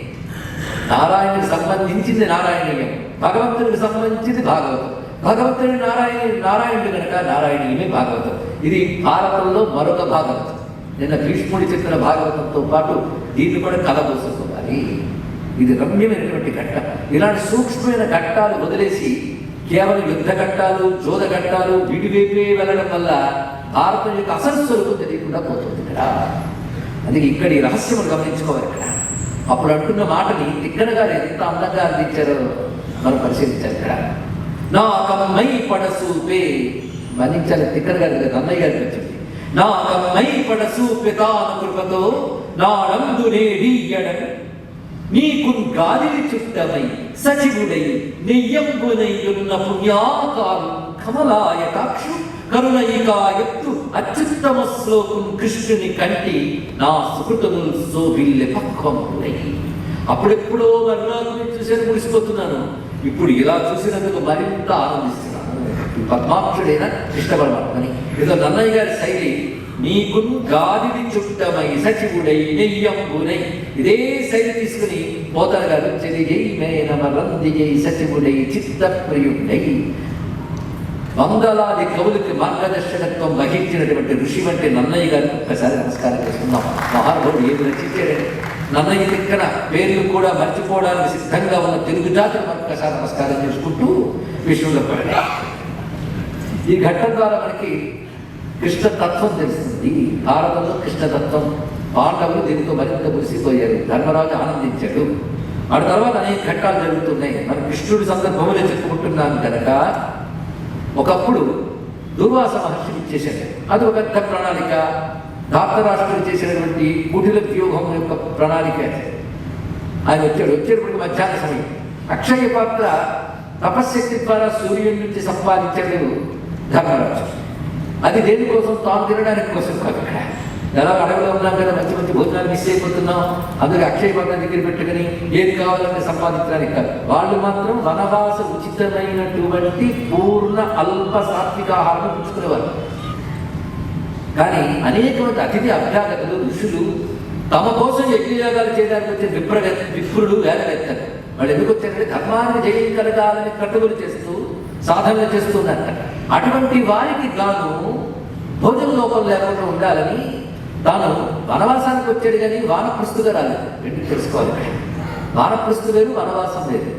వానప్రస్థుకైతే ఏకాంత జీవితమే, వీడు వనవాసమే తప్ప వానప్రస్థు కాదు కదా. కానీ గృహస్థాశ్రమంలో ఉన్నాడు, వనవాసం చేస్తున్నాడు. కానీ గృహస్థాశ్రమ ధర్మాన్ని అనుసరించి అతిథి అభ్యాగతులకు భోజనం పెట్టాలి. ఎందుకంటే గృహస్థు ఏ రోజు తన కోసం తన కుటుంబం కోసం వండుకుంటాడో ఆ రోజు దుర్జనంగా భావిస్తాడు. ఒకప్పుడు భారతదేశంలో తెలుసుకుంటాడు. మరొక అతిథి తింటేనే ఇల్లు అంటారు. ఇక్కడ అతిథి అభ్యాగత తినాలని కోరుకుంటారు. అలాంటి తను ఆశ్రయించినటువంటి వారికి భోజనాలు పెట్టారు కదా. అందుకోసం తనదైనటువంటి అతిథి ధర్మం నిలబెట్టడం కోసం ధౌమ్యుడు చెప్పినటువంటి సూర్య అష్టోత్తర శతనామ స్తోత్ర మహామంత్రాన్ని ఉపాసన చేసి దాని ఫలంగా అక్షయ పాత్ర పొందాడు ధర్మరాజు. ఆ సూర్యుడు అక్షయ పాత్ర ఇస్తూ అందరికీ భోజనాలైన తర్వాత చివరికి ద్రౌపది కూడా భోజించిన తర్వాత శుభ్రం చేసిన తర్వాత ఆ రోజుకి దిక్కు ఆహారం లేదు అని చెప్పాడు. ఎప్పుడు కావాలంటే అప్పుడు జంతికీలు కావాలంటే జంతికీలు, చెబ్బడులు కావాలంటే చెబ్బడులు, అలా చిల్లర పిల్లల కోసం ఇవ్వదంట. కటువు ఎంత అవసరమో అంత. ఆ విధంగా ఒకరోజు మధ్యాహ్నం వేళ అప్పటికి అందరూ వచ్చిన వాళ్ళు అయిపోయారు. ఇంకా అపరాహ్నం దాటిపోయింది. అప్పుడు ఇంకా భుజించేదేం లేదు. ఆ సమయంలో శుభ్రం చేసి పాత్రని కట్టింది తల్లి ద్రౌపదమ్మ. అప్పుడు దుర్వాసుడు శిష్యశైతంగా వచ్చాడు. ధర్మరాజు గౌరవించాడు. ఇప్పుడే మేము స్నానం చేసి వస్తాం, భోజనం సిద్ధంగానే అన్నాడు. వెళ్ళిపోయాడు. పైగా వస్తున్నప్పుడు ఆకలితో వచ్చాడు. ఎందుకంటే శాపాయుధుడైనటువంటి దుర్వాసుని చేత శాపం వీళ్ళకి కలగాలని ఉద్దేశంతో దుర్యోధనుడు చేసిన ప్రణాళిక. చిత్రం ఏంటంటే వాళ్ళందరూ స్నానం చేసి వస్తాము అని చెప్పి వెళ్ళారు. ఇక్కడ ద్రౌపదికి బెగ్గపట్టుకుంది. వెంటనే తనని ఆనాడు సభలో అనుగ్రహించిన దైవాన్ని ఒక్కసారి స్మరించింది. ఇక్కడ స్మరించిన వెంటనే హఠాత్తుగా ఎక్కడి నుంచి వచ్చాడో ఆ ద్వారం నుంచి కృష్ణ పరమాత్మ లోపలికి వస్తున్నాడు. ఆశ్చర్యం. అక్కడ వస్తూనే ఆకలి ఆకలి ఆకలి అంటూ వచ్చాడు. రావడం ఆకలి ఆకలి రాగానే ఇవిడు వణికిపోయింది. ఏమిటి స్వామి, నువ్వు కూడా నన్ను పరీక్ష పెడుతున్నావా? ఇదే సమయంలో ఎలా ఈ పరీక్ష నుంచి దాటాలి? అక్కడ వందలాది శిష్యుడితో దుర్వాసుడు కూర్చున్నాడు. ఈ కాసేపట్లో భోజనానికి వస్తాడు. ఈ పాత్ర మరీ ఇవ్వదు, నా పరిస్థితి ఏమిటో ఆలోచిస్తూ ఉంటే ఒక్కసారి పాత్రతే మరీ లేకుండా ఉండదులే అని తీసుకున్నాడు. తీసుకుంటే దాని యొక్క కంఠభాగమునందు ఒక కూరాకు ఉంది. అయితే మరి ఆకు మెతుకు మిగిలేటట్టు తోమిందా ద్రౌపది అనవద్దు. అలా ఉండకూడదు. అది కృష్ణ సంకల్పం అంతే. ఇక్కడ అది దర్శనమిచ్చింది. ఏమీ లేదన్నావే, ఇందులో ముందుకు తీసుకుని తృప్తోస్మి అని నోట్లో వేసుకున్నాడు. ఎప్పుడైతే తృప్తోస్మి అని నోట్లో వేసుకున్నాడో వెంట దుర్వాసులు మొదలైన వాళ్ళందరూ కడుపు నింపారు. వాళ్ళు తిరిగి వచ్చినప్పటికల్లా ఏమిటి అంటే మాకు కడుపు నింపలేదు, భోజనం చేసి ఓపిక లేదు అని ఆశీర్వదించి వెళ్ళిపోయారు. ఇది కృష్ణ పరమాత్మ అనుగ్రహంలో ఒక విధానం. ఇది సాధారణంగా కృష్ణుడు మహిమల కింద లీలల కింద మనం తీసుకుంటూ ఉంటాం. అంతేకాదు కృష్ణుడు అవతరించిన దగ్గర నుంచి ఇలాంటివి చాలా చేశారు. అవన్నీ మహిమలు, మిరాకిల్స్, లీలలు, హీలింగ్ టచ్ ఇలాంటివి అంటూ ఉంటాం. ఒక యోగి కొన్ని సాధనలు చేస్తే ఇలాంటివి వస్తూ ఉంటాయి. అంత మాత్రం చేత యోగి భగవంతుడు కాదు. ఒక యోగి అని చేయగలిగినప్పుడు భగవంతుడు చేయలేడా? భగవాన్ కృష్ణ పరమాత్మ చూపించినది యోగ రూపమైన మిరాకిల్స్ కాదు, తాను పరమేశ్వరుని పరమాత్మని ప్రకటించే తత్వమే ఈ లీలలో ఆంతర్యం. ఈ లీలలో ఏమి చూపించాడు అనే దాన్ని చక్కగా వివరిస్తున్నాడు వ్యాసుడి భారతంలో. యో దేవో ముని నిచయ క్షుధాక్షుధావా యతృప్త్యా మునినివహో పితృప్తిమాన్ తస్యైవం నిజ జగదంతరాత్మభావం వ్యాకర్తు పదముపయామి గోపసూనోహో. అత్యద్భుతమైన మాట. వాళ్ళందరూ ఆకలితో ఉన్నారా? కృష్ణ పరమాత్మ ఎలా వచ్చాడు? ఆకలితో ఉన్నాను అన్నాడు. అంటే వాళ్ళందరి ఆకలి తన ఆకలిగా చూపించాడు. ఇది ప్రధానంగా తెలుసుకోవాల్సింది. దాని తర్వాత ఆ ముక్క వేసుకుని తృప్తిపడ్డాను అన్నాడు కదా. మరి వాళ్ళందరి ఆకలి తనదైనప్పుడు తాను తృప్తిపడ్డానని కానీ వాళ్ళందరికీ తృప్తి కలిగేలా చేశాడు ఇక్కడ భగవానుడు. ఇది ఎవడు చేయగలడు అంటే ఎవడు ప్రతి వారి యొక్క శరీరములందు అహం వైశ్వానరో భూత్వా ప్రాణినా దేహమాశ్రిత ప్రాణాపాన సమాయుక్త పచామ్యన్యం చతుర్విధం 15వ అధ్యాయంలో చెప్పినట్లుగా జఠరాగ్ని రూపంలో ప్రతి వారి యొక్క శరీరంలో ఉంటూ వాడు తిన్న చతుర్విధ పదార్థాలను అరిగించేవాడు నేనే అన్నాడు. భగవంతుడు ఎక్కడుండో పోల్చుకోవడానికి అధ్యాయం చెప్పాడండి. సూర్యుల్లో చంద్రుల్లో నేనే ఉన్నాను, జలములో రుచిగా నేనే ఉన్నాను, ప్రతివాడి హృదయంలో బుద్ధికి ప్రేరణ కలిగించి జ్ఞాపకాన్ని మరపునిచ్చేవాడి నేనే, వాడి లోపల జఠరాగ్నిగా ఉన్నవాడి నేనే. భగవంతుడు తన స్వరూపాన్ని చెప్తూ ఉంటే అలా ఉన్నాడన్న అనుభూతి మనం వెళ్ళాలని పురుషోత్తమ ప్రాప్తి యోగంలో వివరించాడు స్వామి గారు. ఆ శ్లోకం ఇక్కడ చెప్పబడుతుంది. మనం ఇవాళ 3వ రోజులకు ప్రవేశించాం, అంతే కదమ్మా. ప్రతిరోజు భగవద్గీత శ్లోకం మనకి ఉదాహరణప్రాయంగా వస్తుంది. ఇది గమనించుకోవాల్సింది. అంటే మహాభారతం అంతా భగవద్గీత యొక్క మరొక రూపమే. ఇది మనం గమనించుకోవాల్సింది మరొక అంశం. అదే భగవద్గీతలో చెప్పిన అహం వైశ్వానరో భూత్వా ఇక్కడ అతికించుకోవాలి. ప్రతివారి హృదయంలో కడుపు నింపేవాడు, నిండిన దాన్ని అరిగించేవాడు ఆ మహానుభావుడిగా స్వగ్రభు విభజతిష్టన్ ఆహారమజరక్కవి అని వేదవాక్యమే గీతావాక్యం. ఇదొక్కడు తెలుసుకుంటే భగవంతుడు ఉనికిని ముందు గుర్తించాలి. ఆయన మనం లేకపోతే తిన్నట్టే లోపల పడి ఉండేది. భగవానుడు అంటే ప్రతి చోట ఆయుధాలు పట్టుకుని అలా కూర్చుంటాడు అనుకోవద్దు. ఈ ప్రపంచాన్ని అంటే శక్తి భగవానుడు. కంటిలో దక్షిణ శక్తి భగవానుడు, చెవులో వినికిడి శక్తి భగవానుడు, నోటిలో పలికే శక్తి భగవానుడు, నాలుకపై రుచి రూపమైన శక్తి భగవానుడు, మనలో అరిగించే జఠరాగ్ని భగవానుడు, మన బుద్ధిని ప్రేరేపించేటువంటి ధియోయోన ప్రచోదయాత్మనబడే స్వరూపం భగవానుడు. ఇన్ని భగవానుడు అయితే మరి నేను అనుకునే అజ్ఞానమే నాది, అది కూడా భగవానుడు తెలుసుకోండి. అది తెలిసినప్పుడు సర్వం కృష్ణమయం జగత్ తెలుస్తుంది. ఇది ఆలోచించవలసిన విధానం. అదే సర్వజీవుల్లో అంతర్యామి నిజ జగదంతరాత్మ భావం అన్నాడు వ్యాసుడు. చాలా చక్కని పదం. జగత్తుకి అంతరాత్మ ఆయన. అందుకే అందరి భావాలు ఆయన ఉంటాయి. నిన్న స్తోత్రంలో కూడా ఏ విశ్వాత్మన్నది ద్రౌపది. ఇక్కడ కృష్ణ పరమాత్మ తృప్తి చెందితే విశ్వం తృప్తి చెందుతుంది. ఆ భావంతో కృష్ణ పరమాత్మ పుచ్చుకోగానే వీళ్ళందరికీ కడుపుపేశాడు. ఇది గమనించబడుకోవాల్సిన గొప్ప అంశం. అందుకే దౌర్వాస సేతు సార్వాత్మ్యం కారుణ్యం చేరితం హరే తత్ప్రాప్త్యాహి జగత్తృప్తం అత్యల్పేన తృప్యత అనే మాటలు ఇక్కడ వ్యాసుడు చెప్తున్నాడు. ఇక్కడ ఆయన కాసింత పుచ్చుకొని నేను తృప్తిని చెందానంటే చాలు, జగత్తంతా తృప్తి చెందుతుంది. అందుకే కృష్ణార్పణం అనడం కంటే ఇంకేం కావాలి? కృష్ణార్పణం అంటే సమస్త విశ్వానికి తృప్తి కలుగుతుంది. ఇక్కడ అది కృష్ణార్పణ బుద్ధితో జీవించాలి. మనం ఏది చేసినా అది విశ్వానికి క్షేమం కలిగించాలి అనుకుంటే కృష్ణార్పణం అనే బుద్ధి మనలో ఉండాలి. ఎందుకంటే కృష్ణుడు విశ్వరూపుడు, అది మరొకరాదు. కృష్ణావతారం, విశ్వరూపావతారం. ఆ మాట అడుగడుగునా మనకు కనబడుతుంటుంది. ఎన్నో రహస్యాలు ఉన్నాయి భారతంలో. ఈ ఘట్టం ద్వారా మనం తెలుసుకోవాల్సింది. ఈ విధంగా అరణ్యవాస కాలంలో కూడా కృష్ణ పరమాత్మ వారిని ఎలా గమనించుకున్నాడు అనే అంశాన్ని మనం గమనించుకుంటూ వెళితే ఎన్నో విషయాలు మనకు తెలుస్తున్నాయి. ఆ తర్వాత స్వామివారు అరణ్యవాసం అయిపోయింది, అజ్ఞాతవాసం కూడా అయిపోయింది. అజ్ఞాతవాసం అంతా విరాట పర్వంలో మనకి చెప్పబడుతుంది. ఆ తర్వాత ఉద్యోగ పర్వం మొదలైంది. ఏమంటే 2 పర్వాలు దాటేశారా అంటే మరి కృష్ణుడు నాకు ఎక్కడ వస్తాడో అదే ప్రస్తుతం సబ్జెక్ట్. ఉద్యోగ పర్వంలో కృష్ణ పరమాత్మ వస్తాడు, విరాట పర్వం చివరిలో వస్తాడు. ఉద్యోగ పర్వం ప్రారంభం కానీ ఆ చివరి నుంచి మనకు రావాలి కృష్ణుడు వచ్చే దగ్గర నుంచి. అయితే మిగిలిన సమయాల్లో కృష్ణుడు లేడా? కృష్ణుడు లేడు అంటామా? గత 2 రోజులు శ్రద్ధగా విన్నవారు కృష్ణుడు పాండవులలో ధర్మరూపంగా రక్షారూపంలో ఉన్నాడు. ఆ కృష్ణుడికి ఎప్పుడు నమస్కారం. అయితే అజ్ఞాత అరణ్య వాసాల గురించి మనం ఆలోచిస్తే అరణ్యవాసం అయిపోయింది, ఇప్పుడు అజ్ఞాతవాసం అయ్యింది. ఈ అరణ్యవాస అజ్ఞాతవాసం దేనికి చెప్తున్నాయి? ఒక సాధకుడిగా భారతాన్ని పరిశీలించేటప్పుడు ఎలా చూడాలని సూచనగా అప్పుడప్పుడు తెలుసుకుందాం అనుకున్నాముగా, ఇప్పుడు తెలుసుకున్నాము. నిజానికి ఉద్యోగం అంటే ప్రయత్నం. చిట్ట చివరికి వచ్చేటప్పటికల్లా స్వర్గారోహణ పర్వం వాటితో మనకు ముగిస్తుంది. చివరికి వచ్చేటప్పటికల్లా ఇప్పుడు ఉత్తమ స్థితి చివరికి చెప్పాడు. ఆది నుంచి క్రమంగా మనం వెళుతూ ఉంటే ఒక సాధకుడికి క్రమం కనబడుతుంది. కాలం అనుకూలించినప్పుడు సంపదలు వస్తాయండి, ప్రతికూలిస్తే మొత్తం పోతాయి. అందుకే సంపదలు రావడం పోవడం మన నిర్వాహకాల కావు, ఎరుక కలగాలి. ఆ ఎరుక కలిగితే సంపదలు వచ్చినప్పుడు అహంకారం ఉండదు, పోయినప్పుడు దిగులు ఉండదు. మనం మనంగా ఉండాలి. మనం మనంగా ఉండాలంటే మనం మన ధర్మంతో ఉంటే చాలు. ఇక్కడ వస్తూ పోయే వాటిని సాక్షిగా చూస్తూ ధర్మబద్ధంగా లభించే వాటిని అనుభవిస్తూ ఒకవేళ ప్రారంభం బట్టి తొలగినా దుఃఖపడకుండా ధర్మమునందు నిష్ఠ కలిగి దైవమునందు శ్రద్ధ కలిగి జీవిస్తే ఉత్తమ జీవితం. దానికి తార్కాడు ధర్మరాజు. అందుకే అరణ్యవాసం అజ్ఞాతవాసం అర్థం చేసుకోవాలి. అరణ్యవాసంలో ఏం జరిగిందంటే తమని అనుకున్న సంపదలన్నీ వాళ్ళ కళ్ళ ముందే తమని కాకుండా పోయి అడుగు పాలయ్యారు. దీనితో మమ అనుకున్నవన్నీ తనవి కాకుండా పోవడం అనేది మమకారం నశించింది. ఆ తర్వాత అజ్ఞాతవాసంలో ఏంటంటే వారేమిటో తెలియకుండా బ్రతకాలి. చాలా బాధాకరమైన అంశం ఏంటంటే ధర్మరాజు ఏమిటి, అర్జునుడు ఏమిటి, వాళ్ళలో ఉండకూడదు. వాళ్ళు వేషాలు మార్చేసుకోవాలి. దాంతో నేను ఫలానా అనేటువంటి అహమంతా అక్కడ దొరికిపోయింది. కానీ మమకార నాశనం అరణ్యవాసంలో, అహంకార నాశనం అజ్ఞాతవాసంలో. అహంకార మమకారాలు వదిలితేనే ఉద్యోగం జరుగుతుంది.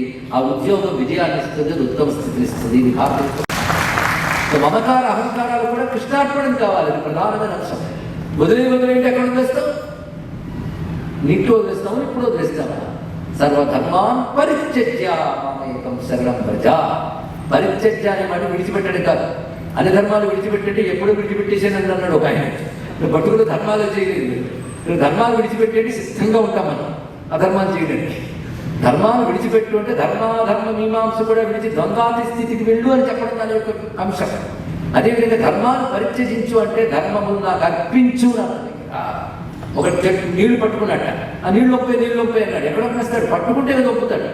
ధర్మం విడిచిపెట్టు అంటే ఆచరిస్తే కదా విడిచిపెడతాడు. ఎక్కడ విడిచిపెడతాడు?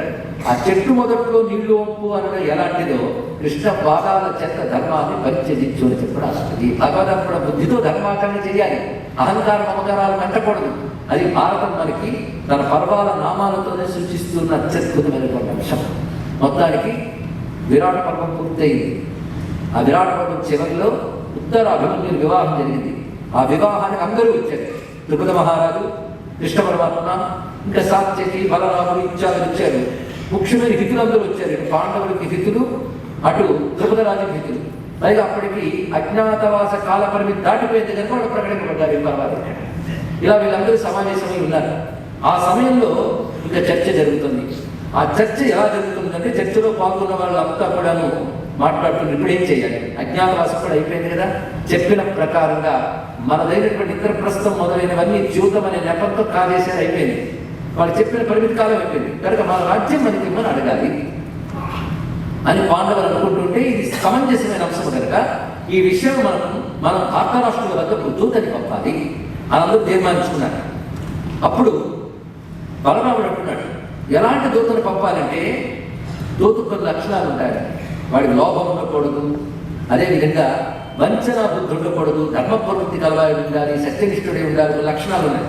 అలాంటి వాడిని పంపాలని వీళ్ళందరూ నిర్ణయించగానే బలరాముడు ఒక మాట అంటున్నాడు. అంతకాదని బలరాముడికి కొంత దుర్యోధన ప్రీతి ఉందండి. కృష్ణుడు సత్యమని తెలుసు, కానీ దుర్యోధన ప్రీతి వదలలేపుతున్నాడు. ఎందుకంటే ఎలాగో పూర్ణుడు కాదు కదా అంశే, అది కొన్ని చిన్న చిన్న లోపాలు ఉంటూ ఉంటాయి. అతను అంటున్నాడు ఏమనంటే, ఇప్పుడు ఆ దూత వెళ్ళేటప్పుడు ధార్తరాష్ట్రులతో చాలా జాగ్రత్తగా మాట్లాడాలి. వాళ్ళు కోపం తెప్పించుకోవచ్చు. వాళ్ళ యొక్క అహంకారాన్ని కానీ ఆవేశాన్ని కానీ పెంచేటట్టు మాట్లాడరాదు. ఎందుకంటే జరిగిన దాంట్లో యుధిష్ఠిరుడి దోషం కూడా ఉంది. వాడు జూతానికి పిలవగానే వెళ్ళాడు. వెళ్ళే శకులతోనే ఆడాలా, శకులు తెచ్చుకున్నాడు. మాయాద్యుతులు మత్తెక్కిపోయి పరమశతో చాలా పణాలు పెట్టాడు. దానివల్ల దెబ్బతిన్నాడు. కాబట్టి ఇప్పుడు వెళ్ళేవారు చాలా జాగ్రత్తగా బ్రతిమలాడి, అవసరమైతే బ్రతిమలాడి రాజ్యాన్ని సాధించాలి అన్నారు. సాత్యకి మహాకోపం వచ్చింది. కృష్ణుడు ప్రేక్షక పాత్రగా చూస్తున్నాడు. సాత్యకి ఒక్కసారి లేచాడు. నువ్వు మాట్లాడిందో తప్పు ఉందని నేను అన్నగాని విని నోరు మూసుకున్న వాళ్ళందరినీ తప్పు అన్నాడు. అంటే నువ్వు తప్పు మాట్లాడలేదు, వీళ్ళందరూ తప్పు విన్నారన్నాడు. ఒక విధంగా బాగుంది. నువ్వు తప్పే మాట్లాడారు, గౌరవిస్తూనే చెప్పండి. నేను బుద్ధుండదు నువ్వు చెప్పిన దానికి. ఎంత దుర్యోధన భగవాన్ ఉన్నా కూడా కథని వక్రీకరిస్తారా? తనంత తాను జూతమాడతాను వెళ్ళాడా ధర్మరాజు? మొదటి ప్రశ్నకు సమాధానం చెప్పాడు. రెండవది, తాను ఎంచుకున్నాడా ఎవరితో జూతమాడతాను? వాళ్ళ శకుల్ని పెట్టి వాళ్ళు ఆడాడు, ఆయన ఎంచుకోలేదు తెలుసుకుంటాడా. ఆ తర్వాత ఒక్కటి తాను పడం పెట్టలేదు. ఏ ఒక్క ఆట కొనసాగించాలని కూడా అనలేదు, మౌనంగానే ఉన్నాడు. చేసింది ఎవరు? ఇవన్నీ తెలిసి కూడా నువ్వు ఇలా మాట్లాడుతున్నావా?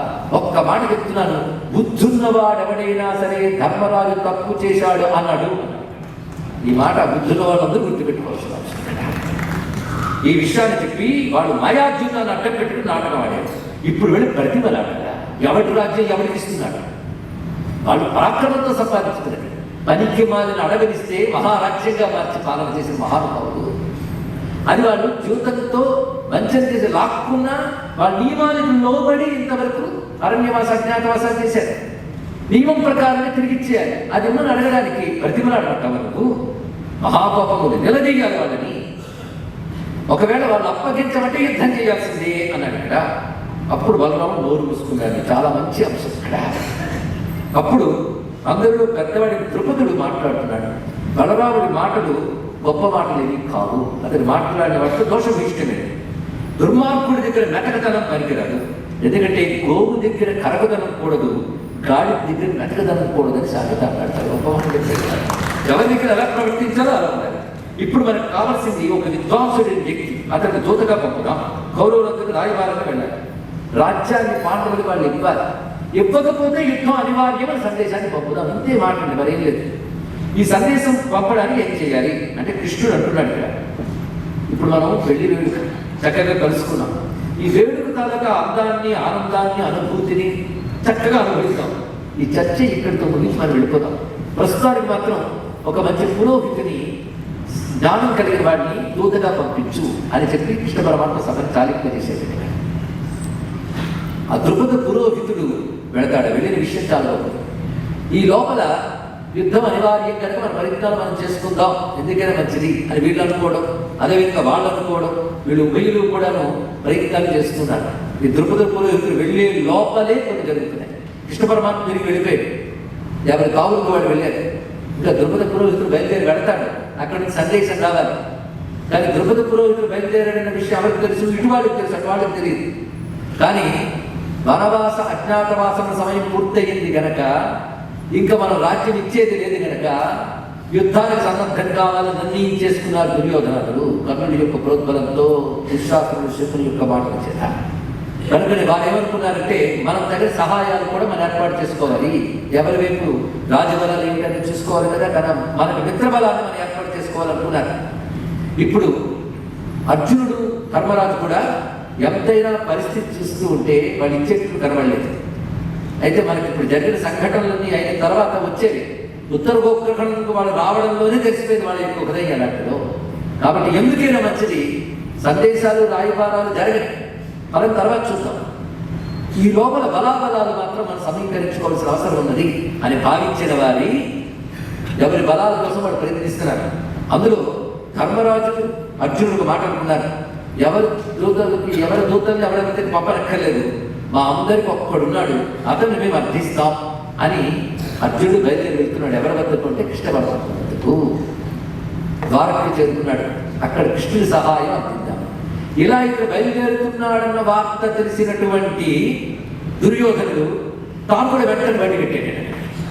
ఎలాంటి తావులో బయలుదేరాడంటే అర్జునుడి కంటే ముందు వెళ్ళాలి అనేటువంటి పక్క తోవల్లో వెళ్ళి చేతిపెడుతుండగా వారికి ఇది అత్యంత కీలకమైన సన్నివేశం ఇప్పుడు మనం చెప్పుకోబోతున్నాం.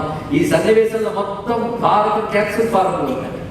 మొత్తం భారతం మాత్రమే కాదు, జీవుడికి కావలసినటువంటి సమస్త అంశముల యొక్క ఘట్టనలు ఉన్నాయి. ఈ ఘట్టం అత్యంత కీలకమైనది, అత్యంత ముఖ్యమైనది. ఇది కృష్ణతత్వాన్ని బాగా అందించే దివ్య ఘట్టంగా మనం గ్రహించాలి. అలాంటి కీలక ఘట్టంలోకి ప్రవేశిస్తున్నాం కనుక శ్రద్ధాభక్తులతో దీన్ని గ్రహించే బుద్ధిని మనకి ఇమ్మని పరమాత్మని ప్రార్థన చేసి సిద్ధమవుతాం. సిద్ధమే కదా? క్లుప్త ఘట్టమే కానీ కీలకమైన ఘట్టం.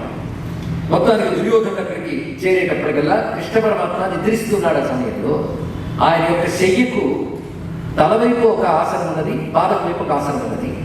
వెంటనే దుర్యోధనుడు అక్కడికి వచ్చాడు. కృష్ణుడి యొక్క సైన్య సహాయం అడుగుదామని వచ్చాడు దుర్యోధనుడు. కానీ కృష్ణుడు నిద్రిస్తున్నాడు. బంధువు కనుక అక్కడి దాకా రాగలిగాడు, కానీ నిద్రిస్తున్న వాడిని లేపలేదు. ఆయన మెలకు వచ్చే వరకు తాను వేచి ఉండాలనుకున్నాడు. ఎక్కడ కూర్చోవాలని చూసేట పాదం దగ్గర ఒక ఆసనం ఉంది, శిరస్సు దగ్గర ఒక ఆసనం ఉంది. అహంకారం ఎక్కడ కూర్చోవాలి అక్కడ కూర్చున్నాడు. తల దగ్గర కూర్చున్నాడు. అలాగే ఎప్పుడు లేస్తాడని చూస్తున్నాడు. ఈ లోపల అర్జునుడు వచ్చాడు. అర్జునుడు వచ్చిన వాడు ఆసనం కోసం అటు ఇటు చూడలేదు, ఆయన పాదాల దగ్గర నిలబడి ఉన్నాడు. ఆ తర్వాత కృష్ణ పరమాత్మ నిద్ర లేచాడు. అసలు నిద్ర ఏమిటి? లేవడానికి ఎప్పుడు లేవాలో తెలిసే నిద్రకి. పరీక్ష అంటే ఎంత గొప్పగా ఉంటుందో చూడండి. వెళుతూ వెళుతూ టేక్ హోమ్ మెసేజ్ లాగా ఒక్క ఘట్టం మనస్సులో పెట్టుకు వెళ్ళి ఆలోచించుకున్నా మనం ధరించుకున్నాం. లేదు ఇది ఒక్కటి చాలు అన్నారు కనుక రేపటి నుంచి అక్కర్లేదో అర్థం కాదు. రేపటి చాలా కానీ మొత్తం భారతం అర్థం చేసుకోవడానికి ఈ ఘట్టం అత్యంత ప్రధానమని చెప్పండి. ఇక్కడ ఆయన ఎప్పుడైతే వెంటనే నిద్ర లేచాడో, ఎప్పుడైతే నిద్ర లేచిన వాడికి ముందు కనబడేది పాదం దగ్గర ఉన్నదే కనబడుతుంది, తల వైపు ఉన్నది కాదు కదా. ఇక్కడ ముందు కనబడ్డవాడు అర్జునుడు. అంటే వినయ విరమిత ఉత్తమాంగుడే, ఎవరు పాదాలను ఆశ్రయిస్తాడో వాడిని భగవంతుడు మొదట చూస్తాడు. అది దీని యొక్క అంశం. అహంకారంపై భగవంతుడు చూపుపడడు, వినయం పైన పడుతుంది. వెంటనే చూశాడు. చూసి ఎప్పుడొచ్చావు బావా అన్నాడు. వెంటనే అడు తిరిగాడు. ఈయన కనబడ్డాడు. నువ్వు వచ్చావా? భవాన్ అభిగత పూర్వం. ఆహా, చాలా సంతోషం, నువ్వు వచ్చావన్నమాట. ఇద్దరు కలిసి వచ్చారు. చాలా ఆశ్చర్యం ఏంటంటే మేము కలిసి రాని ఎవరి వారం వచ్చారు, ఇక్కడికి వచ్చి కలిసామట. చాలా విషయం. ఇది ఏ కారణం చేత వచ్చారు అని అడిగితే చక్కగా ఇద్దరు చెప్పారు ఏమిటంటే, నువ్వు నీ సైన్యం ఈ రెండూ మాకుండాలి, ఈ సమస్త సైన్యం. ఎందుకంటే కృష్ణుని యొక్క అధీనంలో సేనలు చాలా ఉన్నాయి. యదు, కృష్ణి, భోజ, అంధక ఇలాంటి వంశములు, వాళ్ళ సైన్యములు, వాళ్ళు మహాపరాక్రమవంతులు. అంతేకాదు అద్భుత సంఖ్యలో ఉన్నారు అని వ్యాసుడు రచించాడు. అద్భుతము అంటే కొన్ని లక్షల సంఖ్యను కలిపితే అద్భుతం అవుతాయి. అద్భుత సంఖ్యలో ఉన్న సైన్యం అంత బలం, వాళ్ళందరూ పరాక్రమవంతులే. కృష్ణుడే అంటాడు, నాతో సమానమైన వారు వారంతా అంటాడంటే ఎంత బలం అవుతుంది. ఈ సైన్యములన్నిటికీ కలిపి ఒక పేరు ఉంది, నారాయణులు మాట. అంత సైన్యం ఉంది. అందుకే వాళ్ళ యొక్క సహాయం కావాలి. ఇద్దరు తొందరపడటంలో ఆంతర్యం ఇక్కడ. నువ్వు నీ సైన్యం మాకు కావాలి, ఇది ఇద్దరు కోరారు. అద్భుత సంఖ్యలు. అది తెలుగులోకి వచ్చినప్పటికల్లా నాపాటియ 10,000 అనువాదం చేసేసారు. కానీ మూలంలో మాత్రం అద్భుతం ఉంది. మూల భారతం అంతమంది, మరి అంతమందిని ఎవడు దొరుకుంటాడండి. అందుకే వాళ్ళ సహాయం కోసం ముందు బయలుదేరి వచ్చాడు. అయితే వెంటనే ఒకే ప్రయోజనం కోసం ఇద్దరు వచ్చారు కదా, ఎలా నెరవేర్చగలను అన్నాడు ఆయన. ఎందుకంటే ఎవరో ఒకరికి ఇస్తే ఇంకొకరికి ఇవ్వనట్టే, ఇద్దరికి ఇచ్చేది కాదు. కానీ ఎలా చేయను అనగానే వీళ్ళిద్దరూ మౌనం వహించారు. అప్పుడు కృష్ణుడే చెప్తున్నాడు, ఓహో ఒక పని చేద్దాం, ధర్మంగా సరిగ్గా జరిగేటట్టు నేనేం చేస్తాను, 2 విభాగాలు చేస్తాను. మీరు నాతో పాటు సైన్యం అన్నారు కదా, నేను సైన్యం 2 విభాగాలు చేశాను. నేను ఒక్కడిని ఒకవైపు, అద్భుత సంఖ్యలో ఉన్నటువంటి నారాయణులు అనబడే సేనలంతా ఒకవైపు. ఇందులో ఏదో ఒకటి ఎంచుకోండి. ఇందులో ఒకటి ఎంచుకుంటే మిగిలిన వారు వస్తుంది. ఇప్పుడు ఇద్దరు చాలా ఉత్కంఠతో చూస్తున్నారు, ఎవరు ఒకటి ఎంచుకుంటారు. అది కూడా కృష్ణుడే చెప్తున్నాడు, ఎవరిని ఎంచుకోవడానికి అవకాశం కాదు. ముందు నేనే వచ్చాను కృష్ణ, నేనే ఎంచుకోవాలన్నాడు దుర్యోధనుడు. వెంటనే స్వామి అంటున్నాడు, భవాన్ అభిగత పూర్వం అత్రమే నాస్తి సంశయ దృష్టస్తు ప్రథమం రాజన్ మయా పార్థో ధనంజయ. మొదట వచ్చినవాడు నువ్వు కానీ మొదట చూసింది అర్జునుడిని కనుక అర్జునుడికి అవకాశం ఎంత అనిపిస్తాను. అంతేకాదు లోకంలో ఒక మాట ఉన్నది, నీకు తెలుసుంటుంది, కుటుంబ సంప్రదాయాల్లో ఒక మాట ఉంటుంది, పనిభారం చెప్పేటప్పుడు పెద్దవాళ్ళకి చెప్పాలి, ఇష్టమైనది కోరుకునేటప్పుడు చిన్నవాళ్ళకి మొదటి అవకాశం ఇవ్వాలి అని అంటారు పెద్దలు. కనుక వయసులో చిన్నవాడు కనుక అర్జునుడికి అవకాశం ఇవ్వాలి. నీ విచటమున్న వచ్చితిది నిక్కము పార్థుని తొల్లి కాంచితి కావున మీకు ఇద్దరుకు గౌరవమొప్పక తోటుపాటు సద్భావము దీనికి తెరగు తప్పకయుండక నెప్పరించెదన్ ఈ వల పెట్టు లట్లతగ నీవును ఈతడు కోరికొండది. ఇప్పుడు నేను ఒకవైపు, సమస్తమైన సైన్యం మరొక వైపు. ఇందులో అర్జునుడు ముందు కోరుకుంటాడు. ఆయన ఏది కోరుకుంటాడో అది మినహాయించి మిగిలింది నీకు ఇస్తాను అన్నాడు. దుర్యోధనుడు పగపగ మండిపోయిందని లోపల నన్ను నిగ్రహించుకున్నాడు. అర్జునుడికి తెలివి తక్కువవాడా, ఈ అవకాశం ఇవ్వగానే మొట్టమొదట నాకు ఆ లక్షల సైన్యం కావాలంటాడు. వెళ్ళిపోతుంది. అప్పుడు నాకు మిగిలింది ఒక్కడు. ఈయన తీసుకుని నేనేం చేసుకుంటా, ఏమైనా వచ్చిన పని నెరవేరదు అని చాలా బాధపడుతూ ఎంతైనా పాండవ పక్షపాతి అనిపించుకున్నాడు కృష్ణుడు. ఇది బాధపడిపోతున్నాడు. ఏమన్నాడు, పళ్ళు కొట్టుకుంటూ లోపల. అప్పుడు అర్జునుడు ఆలోచన కూడా చేయకుండా, ఒకసారి ఆలోచించట కృష్ణ అనకుండా, లిప్త కాలం కూడా ఆలోచించకుండా వెంటనే అన్నాడు, కృష్ణ నువ్వు ఒక్కడివి నాకు చాలు, నీ సైన్యం. ఆలోచన కూడా చేయలేదు మహానుభావుడు. అంటే క్లారిటీ ఉండాలండి హృదయంలో, అప్పుడు వస్తుంది ఈ మాట. వెంటనే దుర్యోధనుడు అబ్బా కృష్ణుడు పెద్ద ప్లాన్ వేసాడు కానీ తాను తీసుకుంటూ తానే పడ్డాడు. మొత్తానికి ఇంకేమున్నది, సైన్యం అంతా నాకు వచ్చేసింది. సామాన్యం అద్భుత సంఖ్యలో ఉన్న నారాయణ కనబడి సైన్యం అంతా నాకు వచ్చింది అని గర్వించి, కృష్ణ ఇంకా చేసేది ఉంది, నువ్వు పాపం ఆయన పక్షాన్ని తెలిపి సరే నాకు దక్కిందే చాలే వెళ్ళొస్తానన్నాడు. అలా వెళుతూ వెళ్తూ బలరాముడు కలిసి వస్తానన్నాడు. వెళ్ళిపోయిన తర్వాత అర్జునుడు కూర్చోబెట్టి కృష్ణుడు అంటున్నాడు, ఏమిటి నువ్వు చేసిన కానీ నీకు మంచి అవకాశం ఇచ్చాను, అంతమంది సైన్యం నీవే ఉంటారు కదా, ఇంకో కండిషన్ పెట్టాను. కండిషన్ పెట్టాడే, నేను ఒక్కడిని ఉంటే చాలన్నానే, నేను ఆయుధం పట్టుకొని యుద్ధం చేయను. అది కూడా పెట్టాడు. కృష్ణుడు ఒక్కడున్నా చాలండి, యుద్ధం చేస్తే ఎవరినైనా ఓడించగలరు. అందుకే నేను ఒక్కడిని ఒకవైపు, అది కూడా ఆయుధం పట్టకుండా యుద్ధం చేయకుండా దానికి అంగీకరించాలని కూడా చెప్పాను. నేను ఒక్కడనే ఉంటాను, యుద్ధం చెయ్యను, ఆయుధం పట్టను అని చెప్పినా నువ్వు నన్ను ఎందుకు తెచ్చుకున్నావు? పరాక్రమంతో తెలుసు కనుక తెచ్చుకున్నానంటే పరాక్రమం చూపిస్తేనే చెప్పేశాను కదా. అటువంటిప్పుడు నన్ను ఎందుకు తెచ్చుకున్నావు? లక్షల సంఖ్యలో ఉన్న సైన్యాన్ని ఎందుకు వదులుకున్నావు అన్నాడు. దానిలో గొప్ప మాట చెప్తున్నాడు ఇక్కడ. ఇప్పుడు ఇదే స్థితిలో మనం ఉంటే ఏం చేస్తాం? ఇది ప్రతివాడు ఆలోచించుకోవాలి. ఆ స్థితి పడుకుందా లేదా? ఉంది. ఎలాగంటే భగవంతుడి సైన్యం అని ఆలోచన చేయండి. ఇది ఆలోచించవలసిన ప్రధానమైన అంశం ఈ ఘట్టంలో. భగవంతుడి సైన్యం. భగవంతుడి సైన్యం అంటే అర్థం ఏంటి? భగవంతుడి ఆజ్ఞతో పనిచేసే శక్తులు, అంతే కదా. ఈ సృష్టి అంతరికి కారణమైన వాడు భగవంతుడు. ఈ సృష్టిలో మనం పొందుతున్న సమస్త సుఖాలు ఏ ప్రకృతి శక్తుల నుంచి పొందుతున్నామో అవి భగవంతుని సేనలు. అవునా లేదా? పంచభూతాలు, మనం పొందుతున్న సంపదలు, ఇవన్నీ భగవంతుడి సైన్యం. భగవంతుడు, మీకు భగవంతుడి సైన్యం కావాలా, భగవంతుడు కావాలని అడిగితే ఏమడుగుతారు? ఇప్పుడు చెప్పండి. ప్రకృతి నుంచి వచ్చే ఐశ్వర్యాలు కావాలి, సుఖాలు కావాలని అడుగుతానే కానీ నాకు ఇవేమీ అక్కర్లేదు, భగవంతుడు కావాలని అనే దమ్ము ఎవరికైనా ఉన్నదా? ఇది ఆలోచించండి. అంటే మనం దుర్యోధనుడు వేకున్నామా, అర్జునుడు వేకున్నామా? ఇది ఆలోచించుకోవాలి. ఈ ఘట్టం అందుకే కీలకం చెప్పడంలో ఇది ఆంతర్యం. అయితే అర్జునుడు మరిందుకు వచ్చాడు అంటే, నాకు నీతో పాటు వస్తే సంతోషం, నువ్వా అదా అని ప్రశ్న వేస్తే నాకు అదక్కర్లేదు కావాలన్నా. అది భక్తుడు మొట్టమొదట భగవంతుడితో పాటు ప్రకృతి సంపదలు ఐశ్వర్యములు లభించాలంటే తప్పులేదండి. కానీ భగవంతుడా ఐశ్వర్యములా అని ప్రశ్న వేస్తే నాకు ఐశ్వర్యాలు అక్కర్లేదు, భగవంతుడే కావాలనే వాడు నిజమైన భక్తుడు. అంతేగాని భగవంతుడు అక్కర్లేదని ఐశ్వర్యం ఇస్తే చాలనే వాళ్ళు ఎక్కువ మంది. అదే దుర్యోధనుడి పార్టీవే చాలా ఉంటారు, తెలుసుకోండి.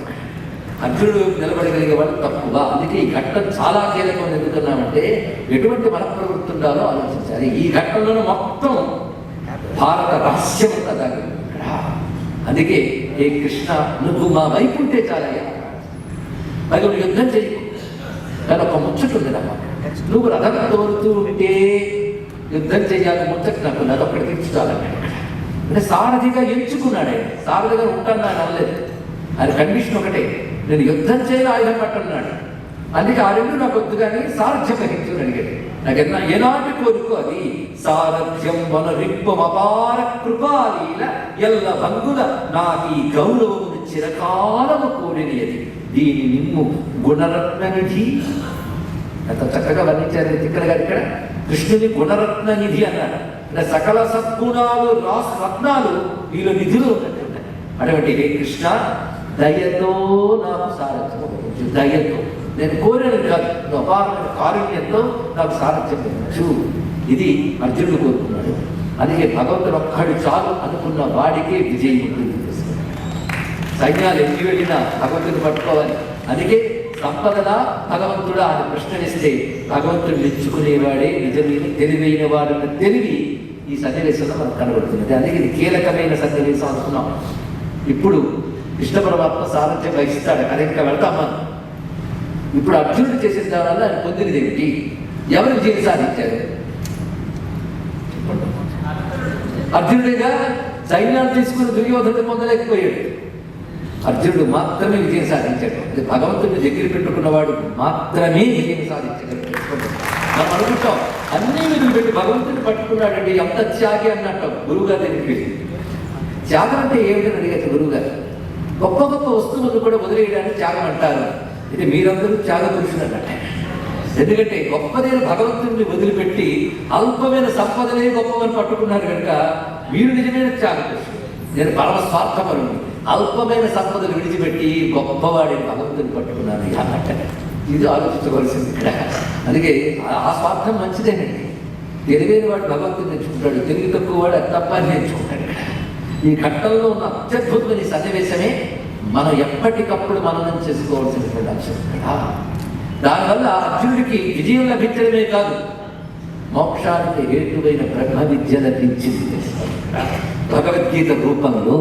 అదే భగవాన్ని సారథిగా పెట్టుకుంటే బుద్ధికి జ్ఞానం అందిస్తాడు. అందుకే యుద్ధానికి ముందు జ్ఞానాన్ని అందించాడు కృష్ణ పరమాత్మ. ఇది గుర్తు పెట్టుకుంటారు. పార్థుని సారథిగా ఎంచుకుని నా బతుకు బండి నువ్వే నడపరా స్వామి అంటే ఈ బుద్ధికి జ్ఞానాన్ని ఇచ్చి నడిపి జయాన్ని చేతులు పెడతాడుగా భగవంతుడు. అందుకే ఇది భారతంలో ముఖ్యఘట్టంగా భావిస్తూ ఆ తాదాత్మ్యం చేత ఇంత వర్ణించడం జరిగినది. ఈ ఘట్టాన్ని మననం చేసుకుని రేపటి రోజున తిరిగి సమావేశమై భారతంలో భగవంతుని కథని ఇంకా తెలుసుకుందాం. స్వస్తి.